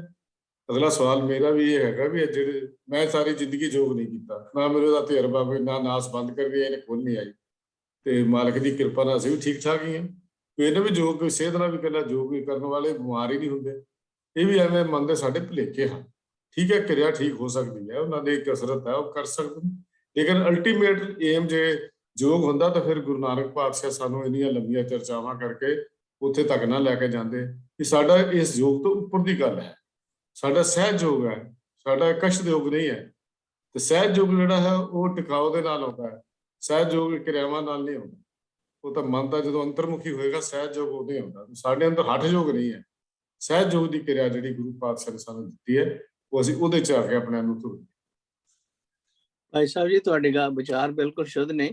ਮੇਰੀ ਅਰਜ਼ ਇਹ ਹੈ ਕਿ ਵੀ ਇਸ ਫਰਕ ਇਹ ਹੈ ਕਿ ਵੀ ਸਾਡੇ ਅਸੀਂ ਗੱਲਾਂ ਤਾਂ ਜਿਹੜਾ ਏਮ ਆ ਉਹ ਠੀਕ ਹੈ, ਜਿਹੜੇ ਡੈਸਟੀਨੇਸ਼ਨ, ਪਰ ਸਾਡਾ ਇਹਨਾਂ ਚੀਜ਼ਾਂ ਦਾ ਪ੍ਰਬੰਧ ਨਹੀਂ ਕੀਤਾ ਹੋਇਆ। ਕੋਈ ਕਲਾਸਾਂ ਨਹੀਂ ਲੱਗਦੀਆਂ ਗੁਰਦੁਆਰਿਆਂ ਦੇ ਵਿੱਚ, ਕੋਈ ਹੋਰ ਨਹੀਂ। ਬੱਚੇ ਜਿਹੜੇ ਨੇ ਆਊਟ ਆਫ ਫਰਸਟ੍ਰੇਸ਼ਨ, ਉਹਨਾਂ ਨੂੰ ਲੋੜ ਹੈ, ਜਦੋਂ ਪ੍ਰਾਪਤ ਹੈ ਨਹੀਂ ਚੀਜ਼ਾਂ, ਉਹ ਬਾਹਰ ਜਾਂਦੇ ਨੇ ਤੇ ਉੱਥੋਂ ਜੋ ਚੀਜ਼ਾਂ ਸਿੱਖਦੇ ਨੇ, ਫਿਰ ਅਸੀਂ ਉਹਨਾਂ ਨੂੰ ਕਹੀਏ ਵੀ ਤੁਸੀਂ ਗਲਤ ਕੰਮ ਕਰ ਰਹੇ ਆ, ਉਹ ਵੀ ਗੱਲ ਠੀਕ ਨਹੀਂ। ਅਸੀਂ ਆਪ ਕੋਈ ਦੇ ਨਹੀਂ ਸਕਦੇ ਉਹਨਾਂ ਨੂੰ ਚੀਜ਼ਾਂ।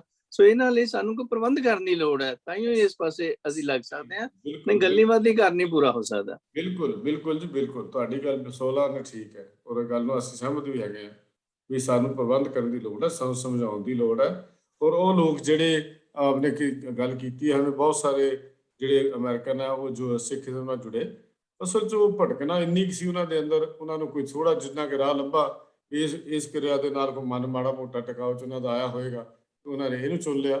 ਅਸਲ ਕਹਾਣੀ ਇਹ ਨਹੀਂ ਹੈ ਵੀ ਉਹਦੇ ਨਾਲ ਉਹਨਾਂ ਨੂੰ ਇਹਦੇ ਜੋ ਪਹਿਲਾਂ ਕਰਦੇ ਸੀ ਉਹਦੇ ਨਾਲ ਉਹਨੂੰ ਚੰਗਾ ਲੱਗਾ ਇਸ ਕਿਰਿਆ ਦੇ ਨਾਲ, ਉਹਨਾਂ ਦਾ ਅੱਗੇ ਗੁਰਬਾਣੀ ਨਾਲ ਜੁੜ ਗਏ। ਜਿਵੇਂ ਜਿਵੇਂ ਗੁਰਬਾਣੀਆਂ ਜੁੜੇ ਅੰਦਰ ਹੋਰ ਆਨੰਦ ਆ ਜਾਂਦਾ। ਇਸ ਕਰਕੇ ਅਸੀਂ ਇਹ ਮਾੜੀ ਕਿਰਿਆ ਨਹੀਂ ਅਸੀਂ ਕਹਿੰਦੇ ਵੀ ਉਹਨਾਂ ਨੇ ਗਲਤ ਕੰਮ ਕੀਤਾ ਹੋਵੇਗਾ, ਲੇਕਿਨ ਉਹਨਾਂ ਦਾ ਏਮ ਜਿਹੜਾ ਸੀ ਉਸ ਵੇਲੇ ਅਸੀਂ ਵੀ ਸਾਰਾ ਕੁਛ ਨਾ ਕੁਛ ਮਿਲ ਜਾਏ, ਕੁਛ ਨਾ ਕੁਛ ਲੈਣ ਲਈ ਮਨੁੱਖ ਜਿਹੜਾ ਕੋਈ ਵੀ ਉਦਮ ਕਰ ਲੈਂਦਾ ਤੇ ਚੰਗੀ ਗੱਲ ਹੈ। ਉਦਮ ਕਰਕੇ ਜੇ ਇੱਧਰ ਲੱਗ ਗਏ ਨੇ ਤਾਂ ਮਾੜੀ ਗੱਲ ਕੋਈ ਨਹੀਂ ਹੈ। ਨੈਕਸਟ ਹੋਰ ਆਪ ਜੀ ਦਾ ਕੁਐਸਚਨ ਹੈ, ਅਗਲੇ ਕੁਐਸਚਨ ਨੂੰ ਲੈ ਲਈਏ। ਡਾਕਟਰ ਜਗਜੀਤ ਸਿੰਘ ਤੇਜੀ। ਹਾਂਜੀ, ਵਾਹਿਗੁਰੂ ਜੀ ਕਾ ਖਾਲਸਾ ਵਾਹਿਗੁਰੂ ਜੀ ਕੀ ਫਤਿਹ। ਵਾਹਿਗੁਰੂ ਜੀ ਕੀ ਫਤਿਹ ਜੀ। ਮੇਰੀ ਆਵਾਜ਼ ਠੀਕ ਆ ਰਹੀ ਹੈ ਜੀ? ਆ ਰਹੀ ਹੈ ਜੀ। ਜੀ ਜਿਹੜਾ ਡਾਕਟਰ ਕਿਰਪਾਲ, ਹਾਂਜੀ ਬੋਲੋ ਜੀ ਬੋਲੋ। ਹਾਂਜੀ, ਮੈਂ ਡਾਕਟਰ ਕਿਰਪਾਲ ਸਿੰਘ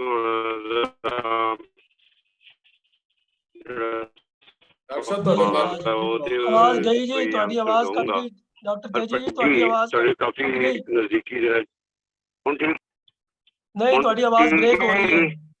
ਤੁਸੀਂ ਆਪਣੇ ਕਨੈਕਸ਼ਨ ਠੀਕ ਕਰੋ ਜੀ, ਇੱਕ ਵਾਰੀ ਡਿਸਕਨੈਕਟ ਕਰਕੇ ਦੁਬਾਰਾ ਕਨੈਕਟ ਕਰੋ। ਹਾਂਜੀ, ਹੁਣ ਠੀਕ ਹੈ? ਨਹੀਂ, ਅਜੇ ਵੀ ਠੀਕ ਨਹੀਂ ਹੈ, ਤੁਸੀਂ ਪਲੀਜ਼ ਦੁਬਾਰਾ ਕਨੈਕਟ ਕਰੋ।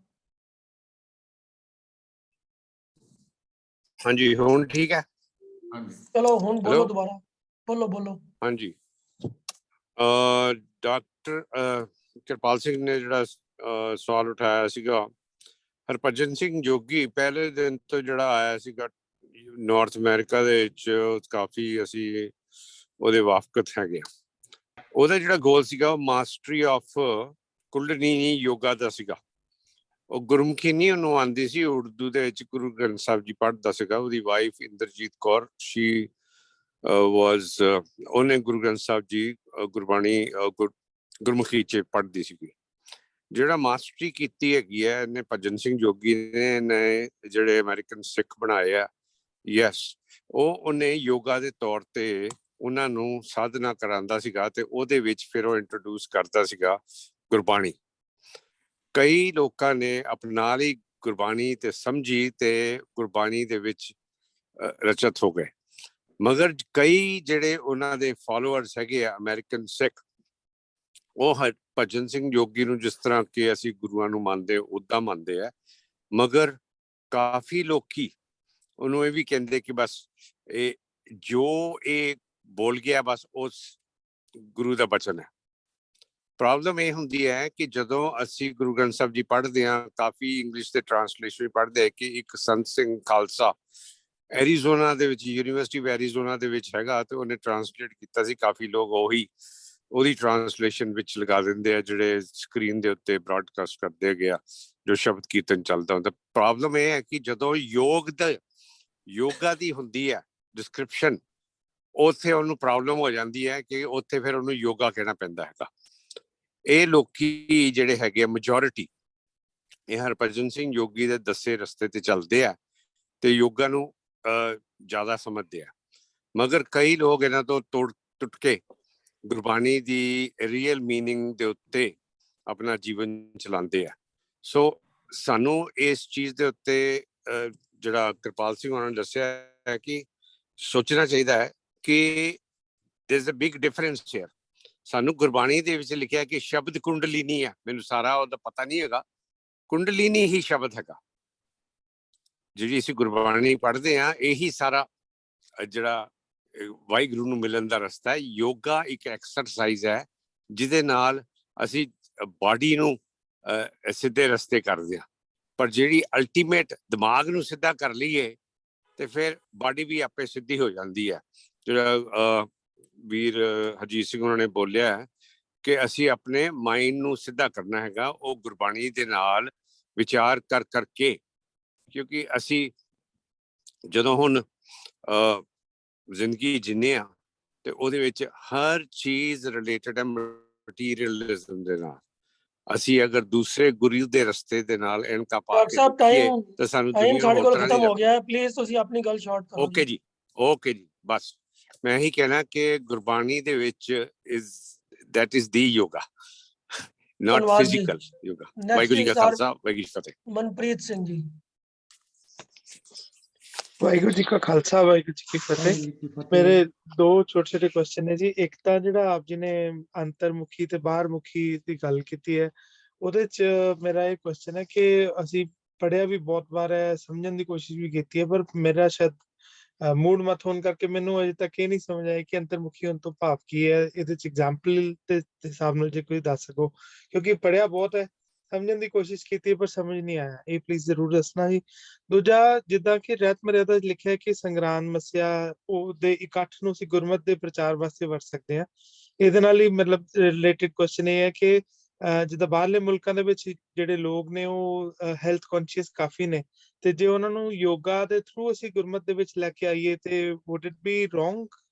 Could it be possible to do it, or we shall at least ਮਤਲਬ ਟੋਟਲੀ ਉਹਨੂੰ ਇਸ ਤਰ੍ਹਾਂ ਕਰਨਾ ਹੀ ਨਹੀਂ ਚਾਹੀਦਾ? ਕਿਉਂਕਿ ਹੁਣ ਹਰਭਜਨ ਸਿੰਘ ਯੋਗੀ ਉਹਨਾਂ ਦੀ ਗੱਲ ਹੋਈ ਹੈ, ਉਹਨਾਂ ਨੇ ਮੈਨੂੰ ਉਹਨਾਂ ਤੋਂ ਇਲਾਵਾ ਕੋਈ ਬਹੁਤੇ ਆਪਣੇ ਸਿੱਖ ਪ੍ਰਚਾਰਕ ਐਸੇ ਨਹੀਂ ਨਜ਼ਰ ਆਏ ਜਿਹੜੇ ਕਿ ਬਾਹਰਲੇ ਮੁਲਕਾਂ ਵਿੱਚੋਂ ਕਿਸੇ ਹੋਰ ਲੋਕਾਂ ਨੂੰ ਕਨਵਰਟ ਕਰਕੇ ਸਿੱਖੀ ਵੱਲ ਲੈ ਕੇ ਆਏ ਹੋਣ।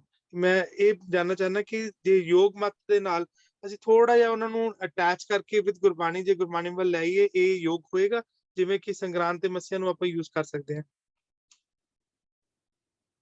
ਹਾਂਜੀ, ਸਤਾਰ ਰਾਜਾ ਸਿੰਘ ਜੀ।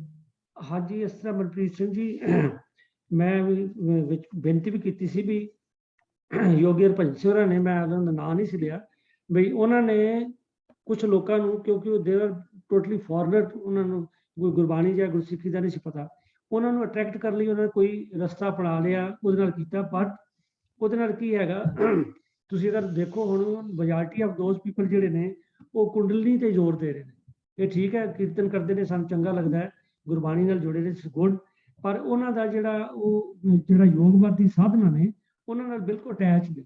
ਤੇ ਜਿਸ ਵੇਲੇ ਅਸੀਂ ਕਰਾਂਗੇ, ਜਿਵੇਂ ਕਹਿੰਦੇ ਨਾ ਵੀ ਕਈ ਲੋਕ ਕਹਿੰਦੇ ਨੇ ਵੀ ਸ਼ੁਰੂ ਤੁਸੀਂ ਜੀ ਫੋਟੋ ਰੱਖ ਸਕਦੇ ਹੋ, ਤੁਹਾਡਾ ਮਨ ਟਿਕ ਜਾਏ ਤੇ ਬਾਅਦ ਫੋਟੋ ਹਟਾ ਦਿਓ, ਪਰ ਮੈਨੂੰ ਕਿਸੇ ਵਿਦਵਾਨ ਨੇ ਕਿਹਾ ਸੀ ਵੀ ਇੱਕ ਵਾਰੀ ਫੋਟੋ ਰੱਖ ਕੇ ਸ਼ੁਰੂ ਕਰਤਾ ਨਾ ਜੀ ਤੇ ਫੋਟੋ ਮੁੜ ਕੇ ਨਿਕਲਦੀ ਨਹੀਂ ਮਨ ਚੋਂ। ਸੋ ਇਸ ਕਰਕੇ ਜਿਹੜੀ ਸੰਗਰਾਂਦ ਵਸਿਆ ਉਹ ਲਿਖਿਆ ਜ਼ਰੂਰ ਹੈ, ਤੁਸੀਂ ਪੜ੍ਹਿਆ, ਪਰ ਮੈਂ ਵੀ ਸੋਚਦਾ ਵੀ ਐਜ਼ ਏ ਸਟੂਡੈਂਟ ਤੁਸੀਂ ਵੀ ਤੇ ਮੈਂ ਵੀ ਇਸ ਗੱਲ ਨੂੰ ਮਤਲਬ ਠੀਕ ਨਹੀਂ ਸਮਝਦੇ ਵੀ ਕਿਸੇ ਦਿਨ ਨੂੰ ਉਚੇਚੀ ਮਹੱਤਤਾ ਦਿੱਤੀ ਜਾਏ।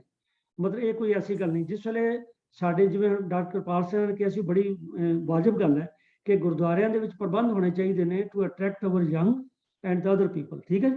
ਉਹ ਤਾਂ ਹੀ ਹੋ ਸਕਦਾ ਜੇ ਸਾਡੇ ਪ੍ਰੋਪਰ ਪਲੇਟਫਾਰਮ ਹੋਣਗੇ, ਉਹ ਉਹਨਾਂ ਦੀ ਸਾਨੂੰ ਘਾਟ ਹੈ। ਸੋ ਸਾਨੂੰ ਪ੍ਰੋਪਰ ਪਲੇਟਫਾਰਮ ਚਾਹੀਦਾ। ਅੱਜ ਅਸੀਂ ਉਹਨਾਂ ਨੂੰ ਸੰਗਰਾਂਦ ਜਾਂ ਮੱਸਿਆ ਕਰਕੇ ਜੋੜੀਏ, ਕੱਲ ਨੂੰ ਅਸੀਂ ਕਹੇ ਵੀ ਇਹ ਹੁਣ ਸਾਰੇ ਗੁਰੂ ਗ੍ਰੰਥ ਸਾਹਿਬ ਵਿੱਚ ਸੰਗਰਾਂਦ ਲਫ਼ਜ਼ ਆਇਆ ਹੀ ਨਹੀਂ ਕਿਤੇ, ਪਤਾ ਨਹੀਂ ਕਿੱਥੋਂ ਬਣ ਗਿਆ। ਮੱਸਿਆ ਤੇ ਆਇਆ, ਪੁੰਨਿਆ ਵੀ ਆਇਆ, ਪਰ ਸੰਗਰਾਂਦ ਲਫ਼ਜ਼ ਸਾਰੇ ਗੁਰੂ ਗ੍ਰੰਥ ਸਾਹਿਬ 'ਚ ਨਹੀਂ ਹੈ। ਤੇ ਸਾਡੇ ਮਤਲਬ ਇਤਿਹਾਸਕ ਸਥਾਨਾਂ 'ਤੇ ਲਿਖਿਆ ਹੁੰਦਾ ਜੀ ਸੰਗਰਾਂਦ ਦਾ ਦਿਨ ਹੈ, ਤੇ ਲੋਕੀ ਸੰਗਰਾਂਦ ਦੇ ਦਿਨ ਨਾਲ ਜੁੜ ਗਏ ਨੇ ਬਜਾਏ ਗੁਰਬਾਣੀ ਨਾਲ ਜੁੜਨ ਦੀ।